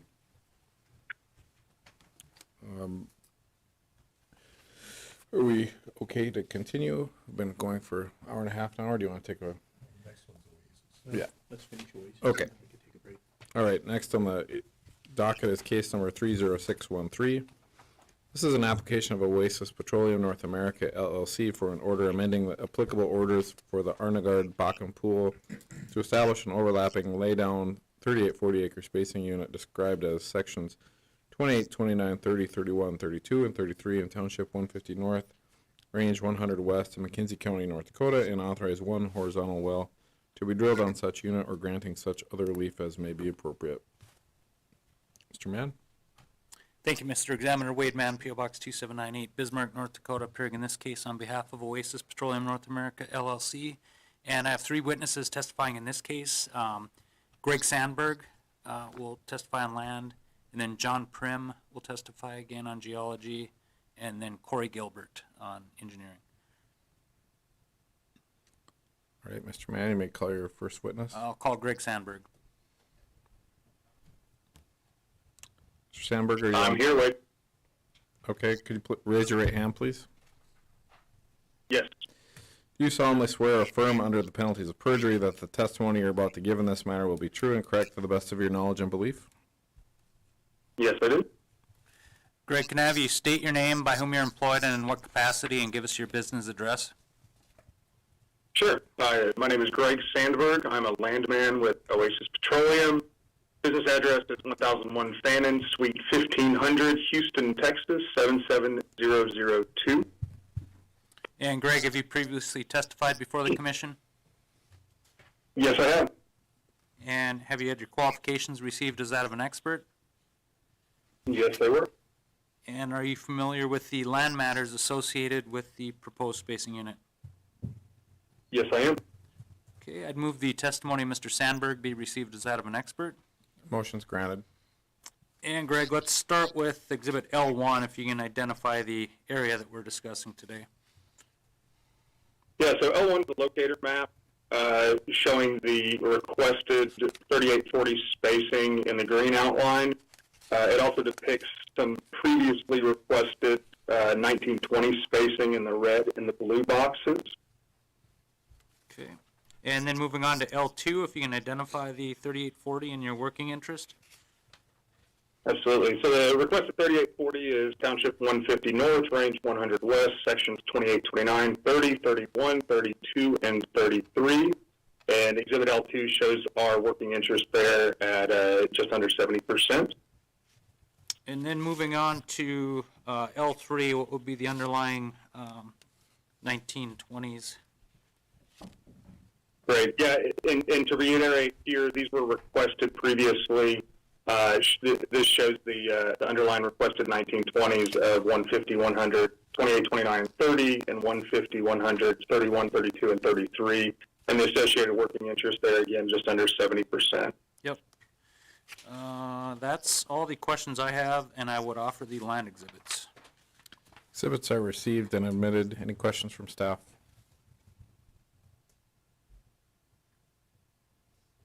All right, hearing none. Mr. Mann, you may call your next witness. I'll call John Prim again. Right, Mr. Prim, I'll just remind you that you're continuing to be under oath. Yes. And John, let's start with G1 again, if you can take us through your structure map. Sure.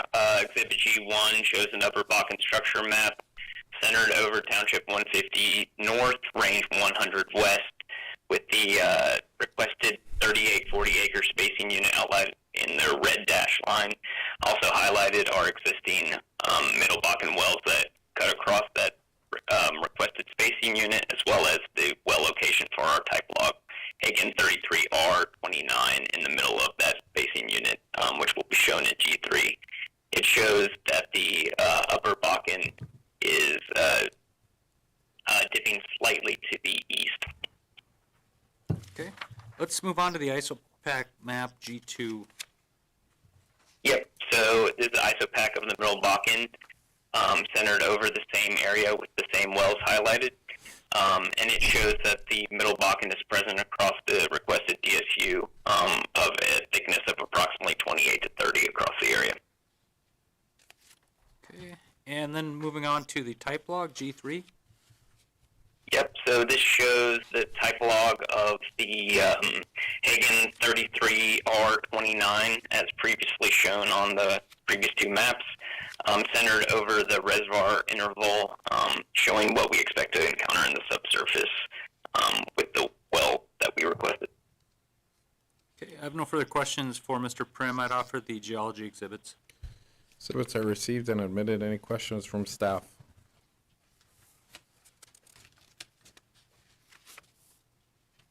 All right, hearing none, Mr. Mann, you may call your next witness. Corey Gilbert. Yes, Mayor. Could you raise your right hand, please? Yes.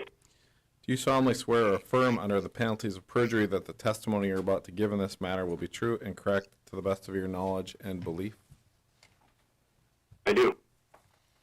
Corey, can I have you state your name, by whom you're employed, and in what capacity, and give us your business address? Yeah, so my name is Corey Gilbert. I'm employed by Oasis Petroleum Core Energy under the title of Asset Development Engineer with the business address of 1001 Fanning Street, Suite 1500, Houston, Texas 77002. And Corey, have you previously testified before the commission? Yes, I have. And have you had your qualifications received as that of an expert? Yes, I have. And are you familiar with the engineering matters associated with the proposed spacing unit? Yes, I am. I would move the testimony of Mr. Gilbert be received as that of an expert. Motion's granted. And Corey, let's start with E1. If you can take us through your proposed development plan for this 3840, and noting, like as Greg said, that we've got proposed laydown 1920s that you'd be looking to drill between with this spacing unit, correct? That is correct. So Exhibit E1 is a stick map showing our proposed single middle Bakken wellbore placed right on the section line there between those two 1920s. So section 28, 29, 30 to the north and 31, 32, 33 to the south. Okay. Let's move on to E2 then, if you could take us through the reservoir data and the economics. Absolutely. So again, we're targeting the middle Bakken here. You can see some of our estimated reservoir properties with 8,400 psi pressure, 293 degrees Fahrenheit temperature. Expecting an average net pay of around 27 feet with 6.6% porosity.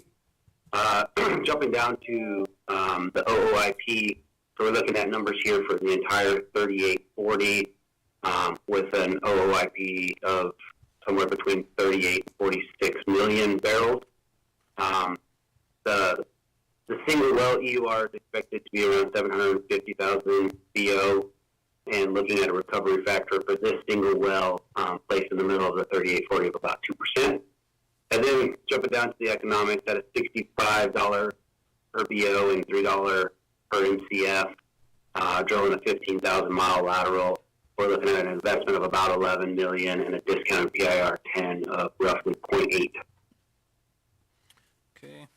And Corey, in your opinion, would establishment of the 3840 to allow you to drill between those 1920s, if they are approved, is that going to prevent waste, protect correlative rights, and prevent the drilling of unnecessary wells? Yes, it is. Okay, I have no further questions. I'd offer the engineering exhibits and the gas capture affidavit. Exhibits are received and admitted. Any questions from staff? Corey, those existing well bores, are those operated by XTO? Yes, but transferred over to Oasis. Okay, so those are currently pending a transfer. Yes, I believe so. Would Oasis plan to shut those wells in and frac protect them, or are you skipping stages between there? No, we would certainly frac protect them. Right now, we have no plans to skip stages, but once we have our survey and geological data from drilling of the new laterals, we'll take the necessary precautions to protect those wells as we can. Okay, thank you.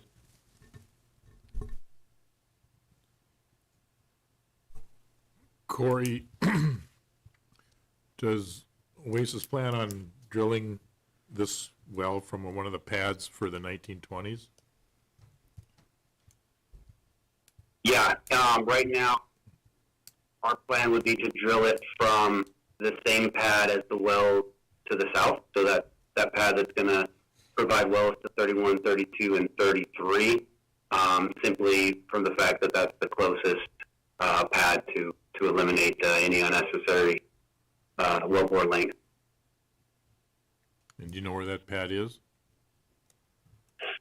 Yeah, so for both the 1920s, we're proposing pads on the west side of the DSU, both landing roughly in the middle of the section. So on the west section line in the middle of section 30, and then on the west line, the middle of section 31, roughly. Okay, thank you. Any additional questions?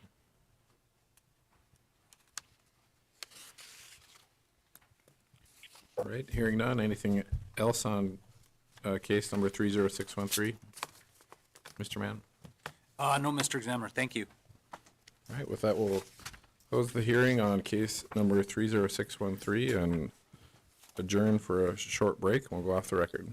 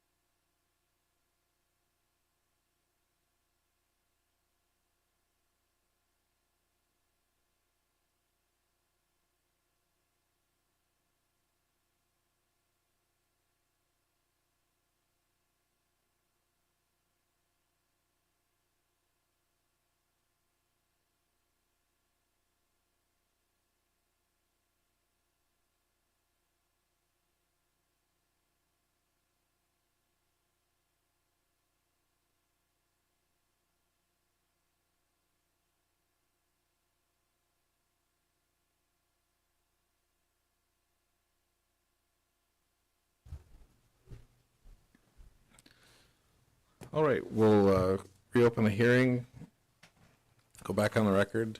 Next on the docket is case number 30614.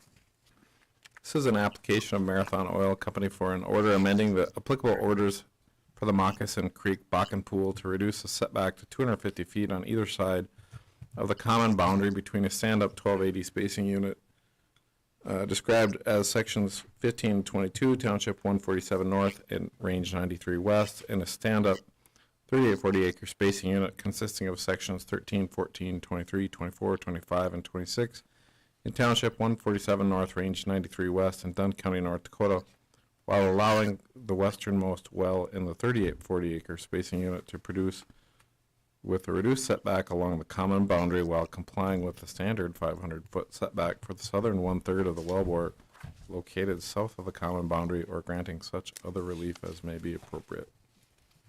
Mr. Mann? Yeah, thank you, Mr. Examiner. Wade Mann, P.O. Box 2798, Bismarck, North Dakota, appearing in this case on behalf of Marathon Oil Company. I have three witnesses appearing telephonically: David Flynn, Megan Gorman-Maupin, and Kevin Malloy, and they should all be on the line right now. All right, Mr. Flynn, are you online? Yes, sir. Please raise your right hand. Do you solemnly swear or affirm under the penalties of perjury that the testimony you're about to give in this matter will be true and correct to the best of your knowledge and belief? I do. David, can I have you state your name and maybe spell it for us for the record as well? David Flynn, that's DAVID FLINN. And David, can you tell us by whom you're employed and in what capacity, and give us your business address? Yes, I work for Marathon Oil as a landman. Business address is 990 Town and Country Boulevard, Houston, Texas, 77024. And David, have you previously testified before the commission? I have not. Why don't you go ahead and briefly give us your educational background and relevant work experience as a landman? Sure. So I've got my undergraduate degree, a BBA in Business Management from Texas A&M University in Corpus Christi, and I got a graduate degree, some Master's of Legal Studies, MLS, in Oil, Gas, and Energy Law from the University of Oklahoma College of Law. I have over 14 years of industry experience working multiple basins, and I've worked for Marathon for the past 5 years as a landman. Okay. And David, are you familiar with the land matters that are associated with the, I guess, the spacing units and the lands involved in the setback relief case? Yes, I am. Okay. I would move the testimony of Mr. Flynn be received as that of an expert. Motion's granted. And David, let's start with Exhibit L1. If you can just identify the spacing units that we'll be discussing and Marathon's interest in those. Okay. L1 represents the stand-up 1280 spacing unit outlined in red, covering sections 15 and 22, and a stand-up 3840 spacing unit outlined in purple, covering sections 13, 14, 23, 24, 25, and 26, both within Township 147 North, Range 93 West, in Dunn County, North Dakota. And the tracks highlighted in yellow represent Marathon Oil Company's interest, and I'll go into further detail in the next couple of slides. Sure. Let's move on then to L2, if you can identify your working interest in that existing 1280. Okay. L2 shows the stand of 1280 spacing unit, sections 15 and 22. The tracks highlighted in yellow represent where Marathon Oil Company's working interest is 100%. The tracks highlighted in white represent working interest owned by others. At the bottom, you can see the summary reflects Marathon Oil Company's working interest of 93.75%, with the remaining working interest of 6.25% owned by others. Okay. And then L3, David, the working interest in that 3840. L3 shows the stand-up 3840 spacing unit, sections 13, 14, 23, 24, 25, and 26.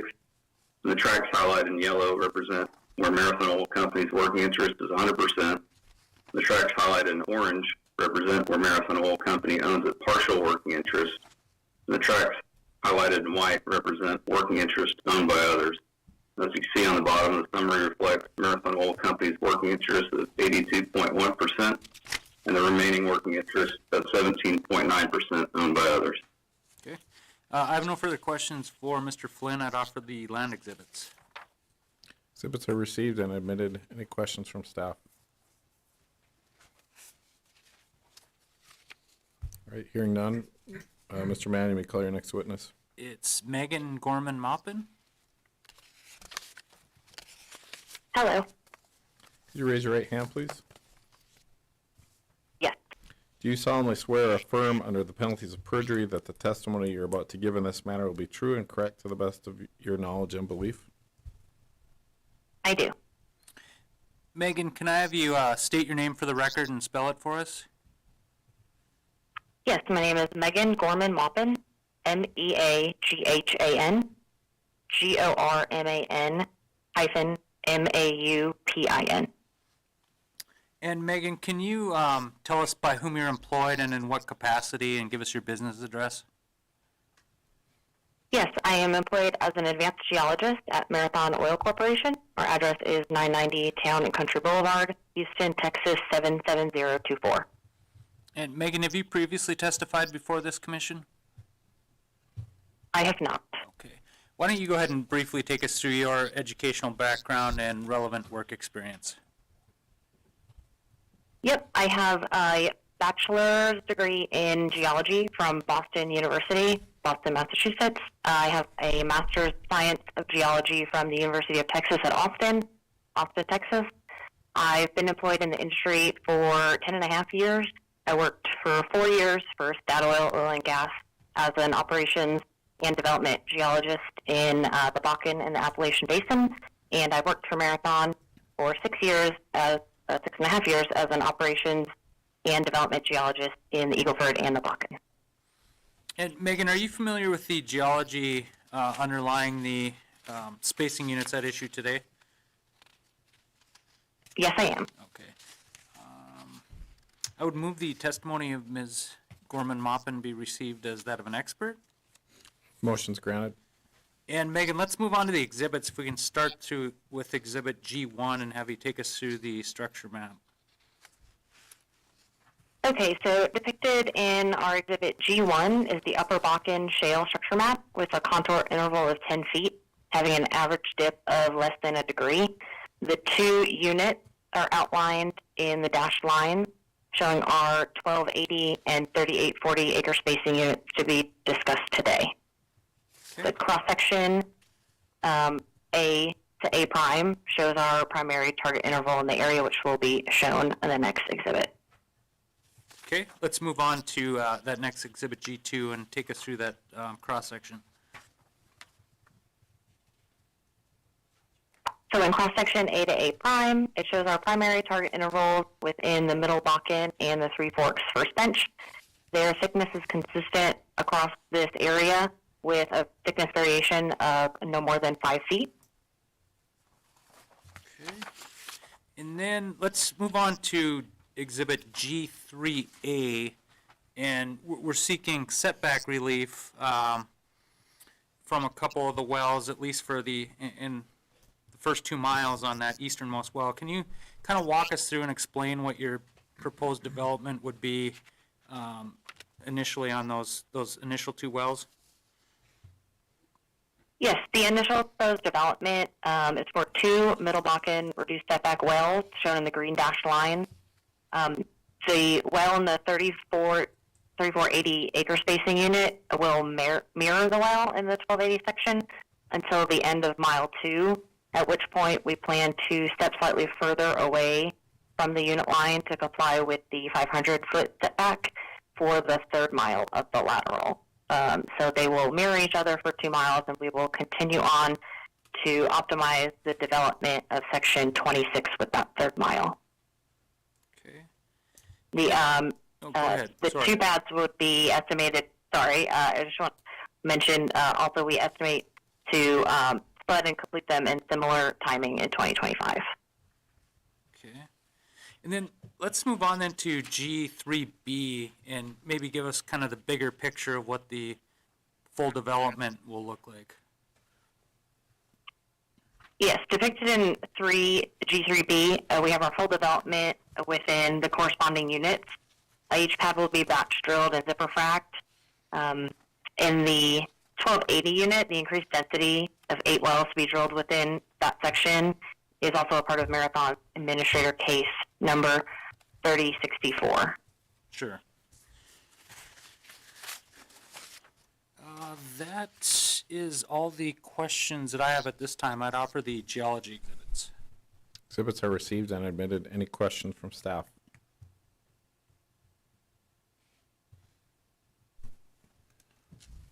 Megan, looking at Exhibit G3B,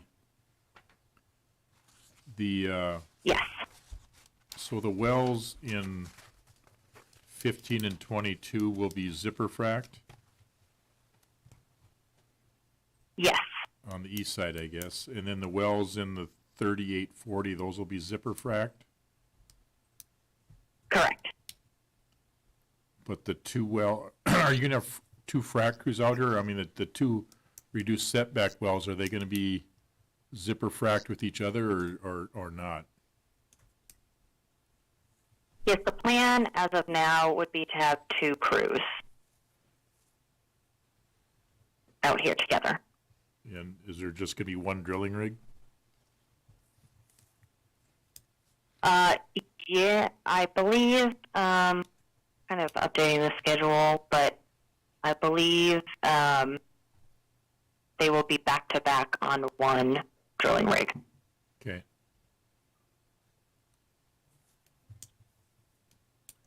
And then Wade, I don't know who the right witness might be to address this, but obviously the 3 mile well is gonna be a lease line well for 2 miles and then not for the 3rd mile. How will that production be allocated?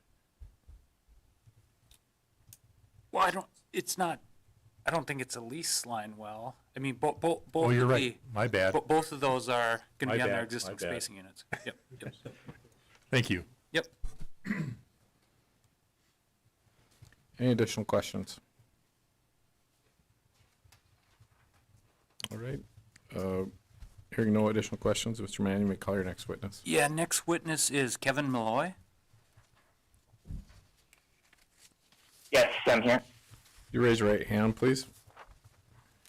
Yes, Do you solemnly swear or affirm under the penalties of perjury that the testimony you're about to give in this matter will be true and correct to the best of your knowledge and belief? I do. Kevin, can I have you state your name for the record and spell it for us?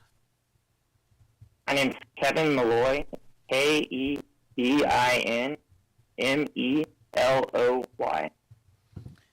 And Kevin, can you tell us by whom you're employed and in what capacity, and give us your business address? I'm employed by Marathon Oil as a reservoir engineer at 990 Town and Country Boulevard, Houston, Texas 77024. And Kevin, have you previously testified before this commission? I have not, and it's my first time. Okay, and could you give us your educational background and relevant work experience with respect to engineering matters? I received my Bachelor of Science in Petroleum Engineering from Texas A&M University in 2013, worked as a reservoir engineer for Apache Corporation for 1.5 years, or for 2 years, for Anadarko for 1.5 years, and then Advanced Energy Partners for 5.5 years, all as a reservoir engineer. I've been with Marathon Oil for about 1.5 years. And Kevin, are you familiar with the engineering matters associated with the reduced setback relief that we're looking at today? Yes, I am. Okay. I'd move the testimony of Mr. Malloy be received as that of an expert. Motion's granted. And Kevin, let's start with Exhibit E1. Can you just take us through like the reservoir and the economics on each of those wells that we're seeking the setback relief from? Sure. The first proposed well is a 2-mile Middle Bakken well with an expected production of 646,000 barrels of oil. This is out of an original oil in place of about 7.5 million barrels for the 1280-acre unit, leading to a well recovery factor of about 9%. The well is expected to have positive returns with a DFID NPV10 of $1.6 million. The second proposed well is a 3-mile Middle Bakken well with an expected production of 932,000 barrels of oil. This is out of an original oil in place of about 22 million barrels for the 3840-acre unit, leading to a well recovery factor of about 4%. The well is expected to have positive returns with a DFID NPV10 of about $1.2 million. And these economics will run at $50 per barrel WTI flat and $2.35 gas. Okay. And then E2, just maybe describe for us how you would drill and complete each of those wells. Yes, the drilling and completion plan for these wells is our standard well plan, which is to run and cement 7-inch casing past the kickoff point, then to run and cement a 4.5-inch liner approximately 10,000 feet farther for the 2-mile well and 15,000 feet farther for the 3-mile well. We will be completing 37 stages in a plug and perf manner for the 2-mile well and 56 stages for the 3-mile well. Total well cost is expected to be around $8 million for the 2-mile well and $10.9 million for the 3-mile well. And that includes location, drilling, completion, flowback facilities, and artificial lift costs. And I think Megan touched on it, but like those 2 wells will essentially be completed approximately at the same time. Correct. Okay. And then Kevin, in your opinion, if the relief is granted for the reduced setback on either side, and then stepping out to the the regular setback on that final mile of the 3-miler, is that going to protect correlative rights and prevent waste and prevent the drilling of unnecessary wells? Excuse me. Yes, that's correct. I have no further questions. I'd offer the engineering exhibits. Oh, and Mr. Examiner, I do have gas capture plan affidavit. It's not attached here. If I could hold the record open till the end of the day, I'll get that in this afternoon. All right, we'll hold the record open in this case. Staff, the exhibits are received and admitted. Does staff have any questions?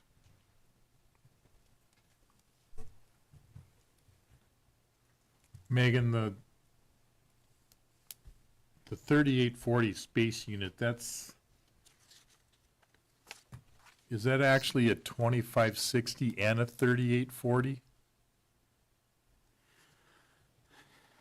It is. So they are overlapping. There is trying to tell what the number, 13, 23, 24, that is also a unit from the previously 2 shorter drilled wells. That one east-west and the one north-south is its own unit. So this proposed 3-miler, instead of sitting in that unit, would be in this proposed 3840. Just very cursorily looking, it looks like you have room for, well, I believe the 3840 is spaced at 11 wells.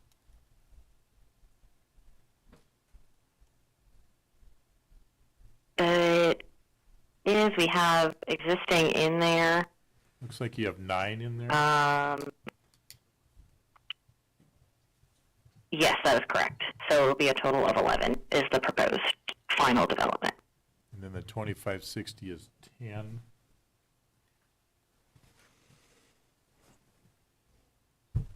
Yes, that is correct. Looks like you might have enough room.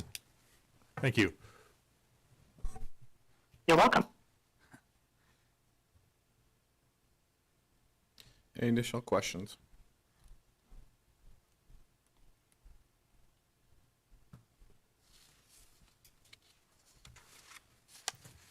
All right, hearing none. Anything else for this case, Mr. Mann? Not on this case. Thank you, Mr. Examiner. All right, we'll hold the record open for you for a supplement till the end of the day.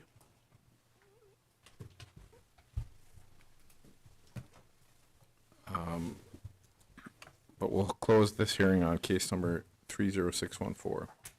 Next on the docket is case number 30615. This is an application of Neptune Operating LLC for an order amending the applicable orders for the Little Muddy Bakken Pool to establish two overlapping 3840 acre spacing units described as sections 1, 2, 11, 12, 13, 14, and sections 23, 24, 25, and 26, and 35 and 36 in Township 158 North, Range 101 West, in Williams County, North Dakota, and authorize one horizontal well to be drilled on each such unit or granting such other relief as may be appropriate. Mr. Mann?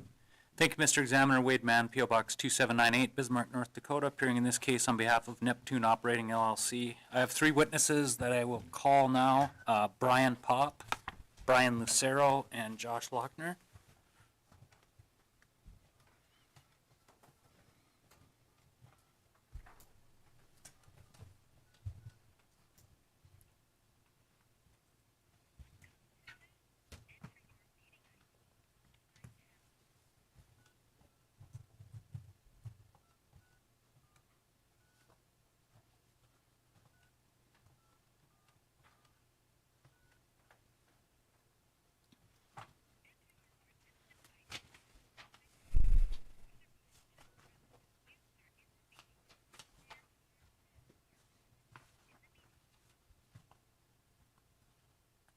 Hey, Brian, can you hear me? You guys all there? All right, we're live in the hearing room.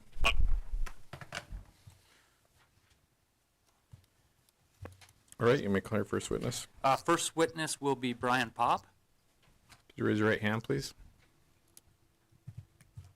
Yes, sir.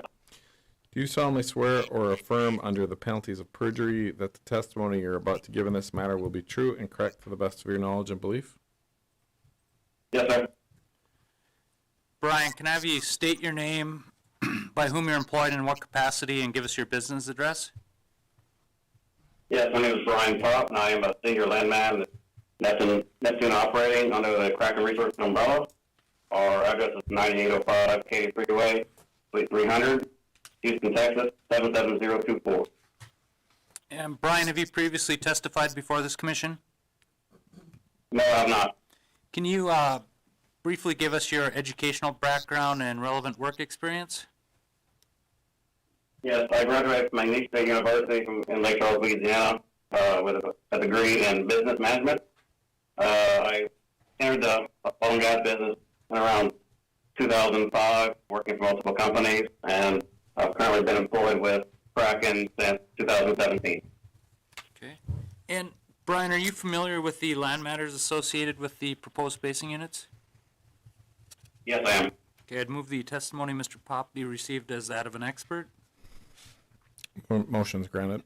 And Brian, let's start with your exhibit L1, if you can identify the area we're looking at.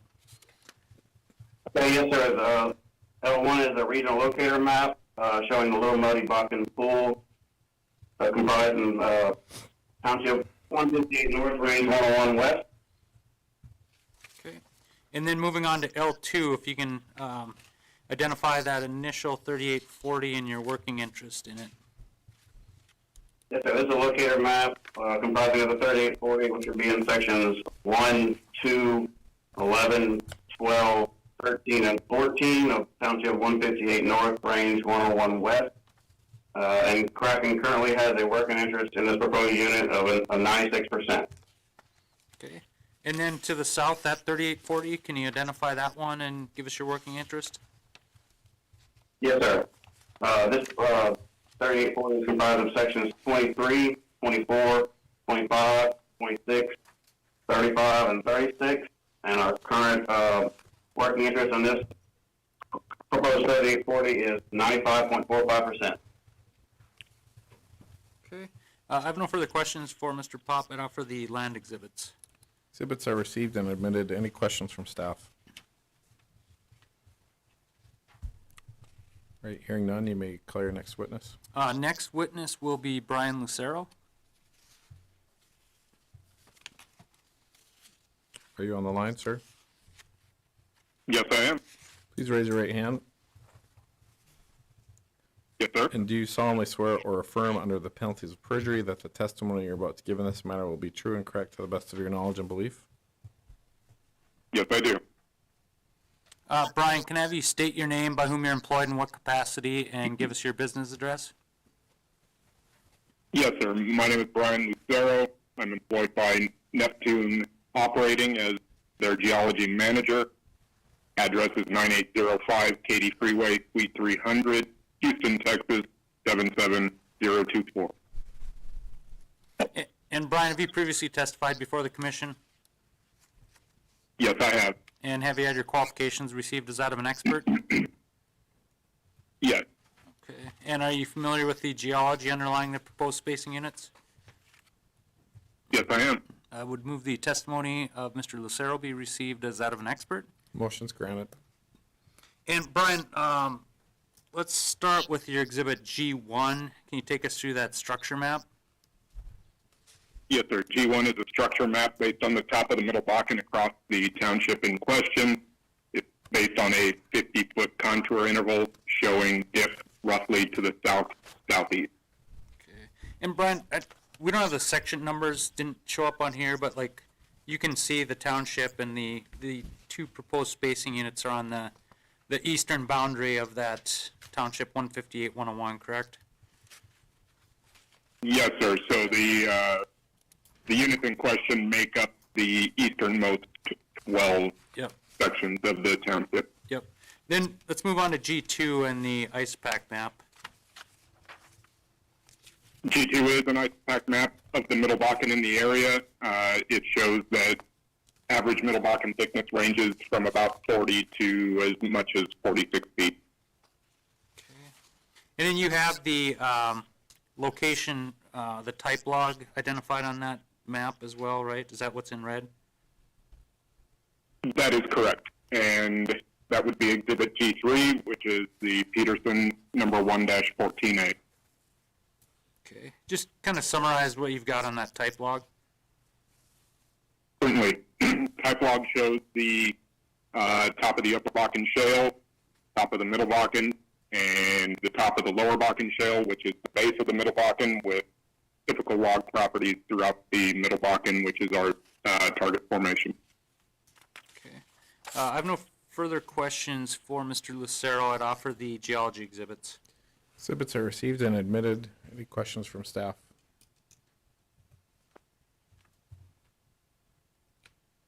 All right, hearing none, you may call your next witness. Next witness will be Josh Lochner. I'm here. Please raise your right hand, sir. And do you solemnly swear or affirm under the penalties of perjury that the testimony you're about to give in this matter will be true and correct to the best of your knowledge and belief? Yes. Josh, can I have you state your name, by whom you're employed, in what capacity, and give us your business address? My name is Joshua Lochner. I'm a reservoir engineer for Kraken Oil and Gas, for whom Neptune Operating is a subsidiary.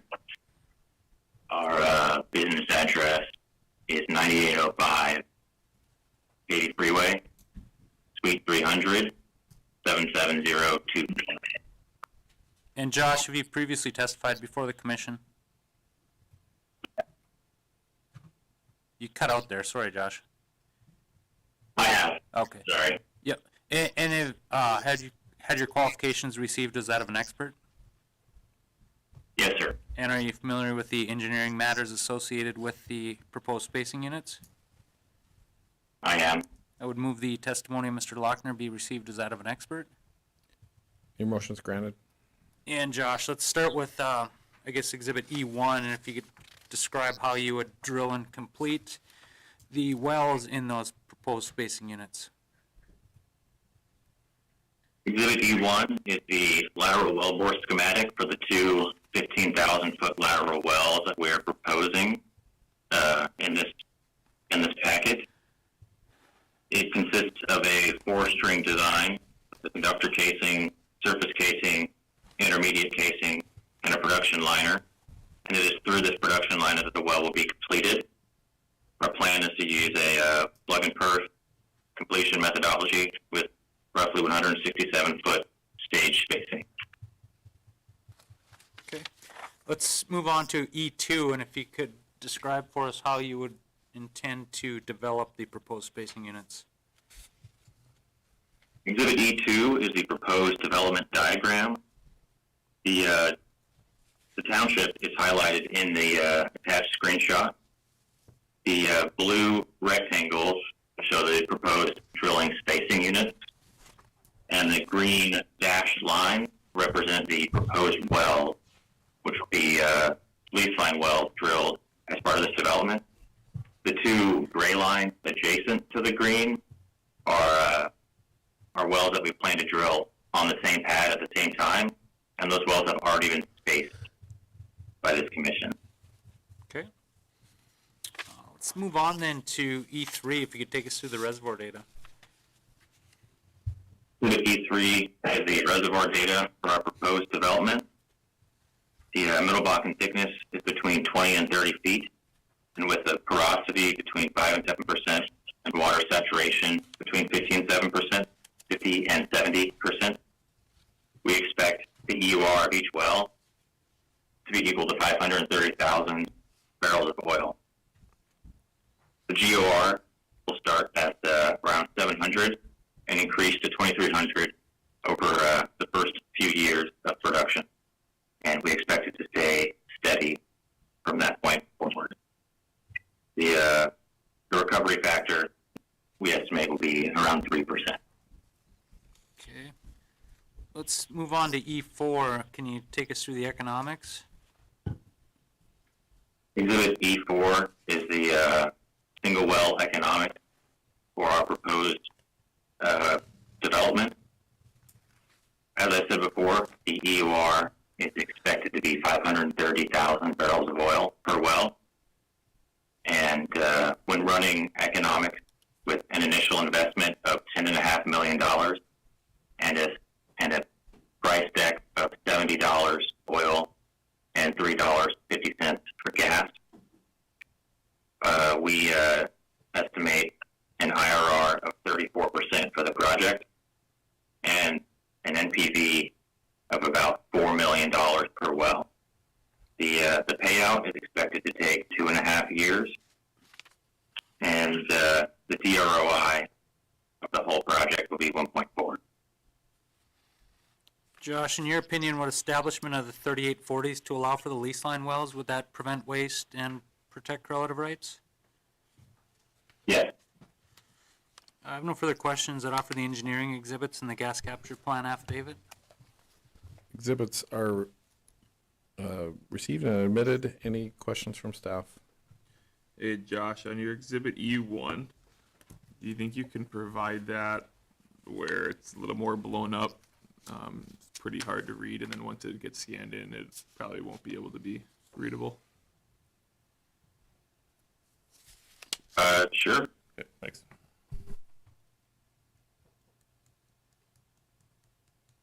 I can increase the text size and make it clearer.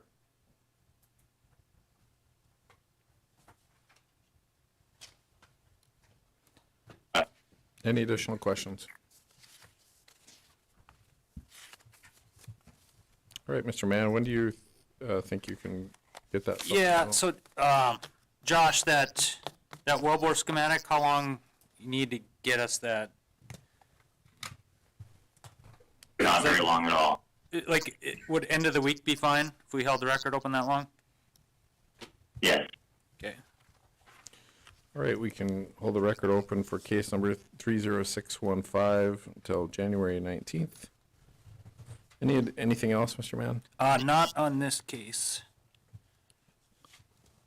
All right, with that, we'll close the hearing on case number 30615, and we'll move on to case number 30616.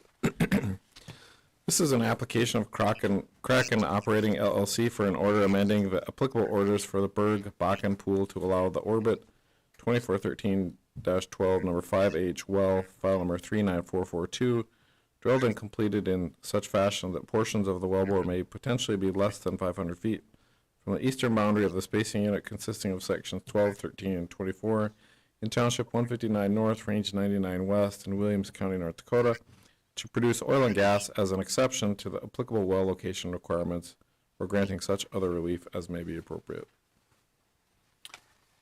Thank you, Mr. Examiner. Wade Mann, P.O. Box 2798, Bismarck, North Dakota, appearing in this case on behalf of Kraken Operating LLC. I'll have two witnesses in this case, Alan White and Colton Hutchinson, and I believe they should be on the line. Alan, are you and Colton both there? We are. Okay.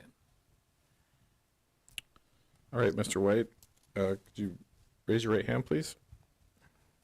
Yes, sir. Do you solemnly swear or affirm under the penalties of perjury that the testimony you're about to give in this matter will be true and correct to the best of your knowledge and belief? Yes, I do. Alan, can I have you state your name, by whom you're employed, and in what capacity, and give us your business address? Yes, my name is Alan White. I'm employed by Kraken Oil and Gas, Vice President of Land. Our address, 9805, Freeway, Suite 300, Houston, Texas, 77024. And Alan, have you previously testified before the commission?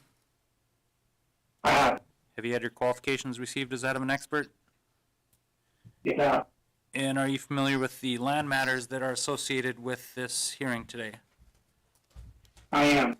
I would move the testimony of Mr. White be received as that of an expert. Motion's granted. And Alan, let's start with L1, just identify the area that we're looking at. Sure. We're looking at a regional locator map for Bakken Field, which comprises of a portion of Divide, a portion of Williams County being Township 160 North, 99 West, and 159 and 99 West.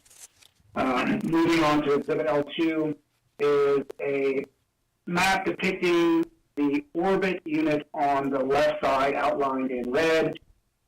You will see the wellbores identified on that plat there, being sections 12, 13, 24 of 159, 99.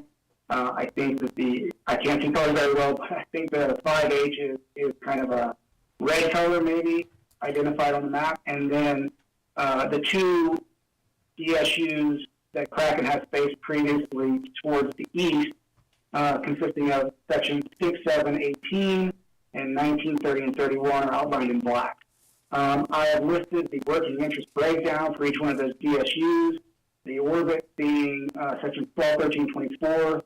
Kraken has a working interest of 77.11%. And then moving over to the east there, Kraken owns a leasehold interest in this unit, comprising 53.41% of section 6, 7, 18, and 51.81% of section 19, 30, and 31. So, Alan, the orbit, the 5H well that's at issue, that's the easternmost well in that 1920, consisting of 12, 13, and 24. That's good. Okay.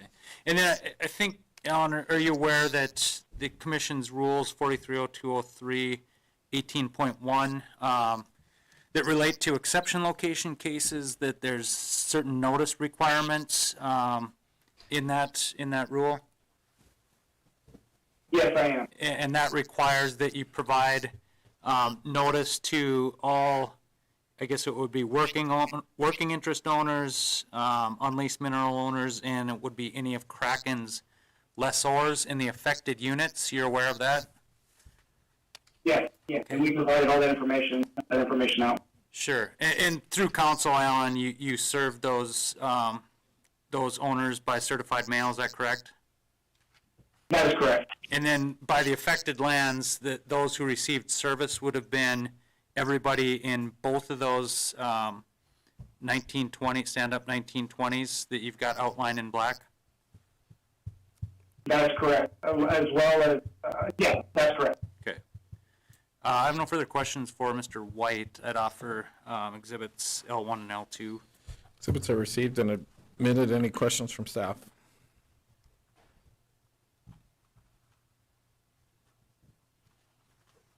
All right, hearing none. Mr. Mann, you may call your Mr. Hutchinson. Yeah, Colton Hutchinson is next witness. Raise your right hand, please. Yep. Do Do you solemnly swear or affirm under the penalties of perjury that the testimony you're about to give in this matter will be true and correct to the best of your knowledge and belief? Yes, I do. Colton, can I have you state your name, by whom you're employed, in what capacity, and give us your business address?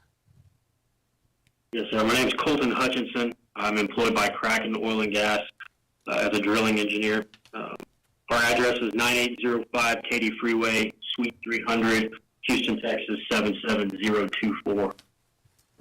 And Colton, have you previously testified before the commission? I have not. Okay, why don't you briefly take us through your educational background and then your relevant work experience as a drilling engineer? Sure. I hold a Bachelor of Science degree in Petroleum Engineering from Texas A&M University. Work experience, I've been a drilling engineer for Kraken for roughly 3 years. Prior to Kraken, worked for Halliburton Energy Services in various engineering capacities for 2 of their drilling service lines. And Colton, were you involved with, I guess, or are you familiar with the drilling of the Orbit 241312 5H well? Yes, I am. Okay. I'd move the testimony of Mr. Hutchinson be received as that of an expert. Motion's granted. And Colton, let's start with your exhibit. Let's see, the first one, the E1. Kind of explain, we've got an exception location where it appears that portions of the wellbore of that 5H well may be closer than the 500-foot setback. Can you kind of walk us through with that exhibit and explain what we're looking at? Yes, sir. So E1 is a Azure wellbore schematic for the Orbit 5H well in question. This schematic shows all positions of casing points relative to the nearest section line. The table denoted wellbore information. We have our 7-inch shoe location at 10-140, measured depth, 328 feet from the south line, 668 feet from the eastern section line. The next line is our first point of encroachment in which we enter the hard line boundary less than 500 feet from the section line. That encroachment interval is from 19,470.06 feet to 20,234.24 feet in measured depth, for a total of 764.18 feet. The max encroachment through that interval is 3.86 feet. The percent of the lateral within that boundary of that 764.18 feet is 4.9% of the entire lateral section. And then the final line is TD of the lateral at 25,507, which is at 175 feet from the north line, 587 feet from the eastern line. Okay, let's move on to the next exhibit.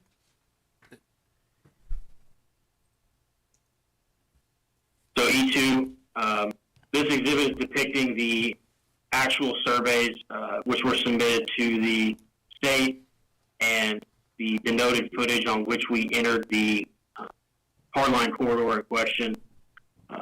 The depiction on the right shows the point at which we encroached at 19,470.06 at the 500 feet from the eastern line, and we did not exit per the survey submitted until 20,234.24 feet is when we re-entered the space unit. Okay. And Colton, just, I guess to kind of summarize or make sure that I'm on the same page, so that there's a 500-foot setback, from that eastern boundary of that 1,920-acre spacing unit, correct? Correct. And the wellbore for the 5H crosses that setback hardline by a maximum of, did you say less than 4 feet? Is that correct? Yes, sir. The maximum encroachment within that boundary is 3.68 feet. Okay. And then where it encroaches, I guess, up to 3.86 feet, that's only 5% of the wellbore, or did I misunderstand that? That's correct. A total of 4.9% of the wellbore is within the 500-foot boundary. Okay. So it appears it's fairly, I guess, a de minimis, kind of crossing. It's 4 feet over for that less than 5%. So in your opinion, Colton, are there any concerns with respect to the correlative rights in the adjacent lands? I guess, in other words, is there any concerns with that well bore, draining oil from the other spacing unit? No, there's no concern. Okay. And I guess the alternative, if the relief wasn't granted and you weren't allowed to produce this 5H well, would that result in waste? Yes, it would. Or I guess alternatively, if you had to drill a new well to recover those reserves, would that be the drilling of an unnecessary well? That's correct. I have no further questions. I'd offer the engineering exhibits. Exhibits are received and admitted. Any questions from staff? Colton, was this caught by a Kraken employee out in the field, or was it noted by an NDIC employee once the surveys were submitted? The submission was noted by the state, but Kraken employee was also informed. Okay, but Kraken was informed after it was caught by the state representative? Right. So has Kraken taken any steps to mitigate this problem in the future to make sure that the MWD contractor on location is abiding by the appropriate hard lines when drilling the wells? Yeah, so we have a standard procedure in which we don't allow 50-foot of deviation from the said well plans. We are looking to tighten down that tolerance, not allowing our position to be in excess of a smaller number. To alleviate this problem, we're also looking at optimizing some of our magnetic spacing so there's little or smaller variance in the survey position. Okay, thanks. Colton, has the well already been completed? Yes, it has. Was the, probably arbitrary, but was the liner cemented in place during that well? During the construction of Yes, that it well? was. And Joe, could you tell us how many perforations or stages are in the interval that exceeds the boundary? I do not have that information. Is that something you could provide? Yes, I could. Okay, please do.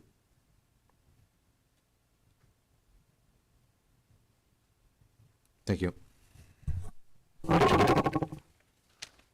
got one more question, Colton. So you stated that there's a certain amount of deviation that you allow for with your MWE contractors, but when you're drilling right along the edge of your spacing, wouldn't you be providing those hard lines to them as well to ensure that they're not crossing that along with the deviation amount? Yes, all on with the drilling of the wellbore is aware of all hardline corridors and boundaries that we are not allowed to cross.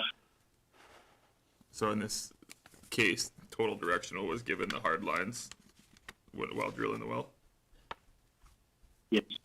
Good, thanks.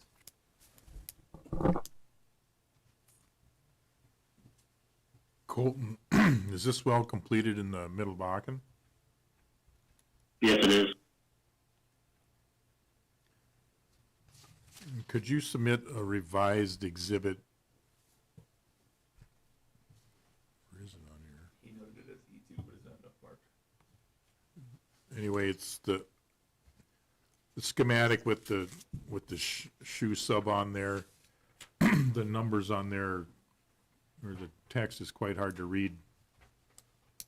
So if you could resubmit that in either a PDF version or a blown up version. Okay, that's no problem. Okay, thank you. Any additional questions?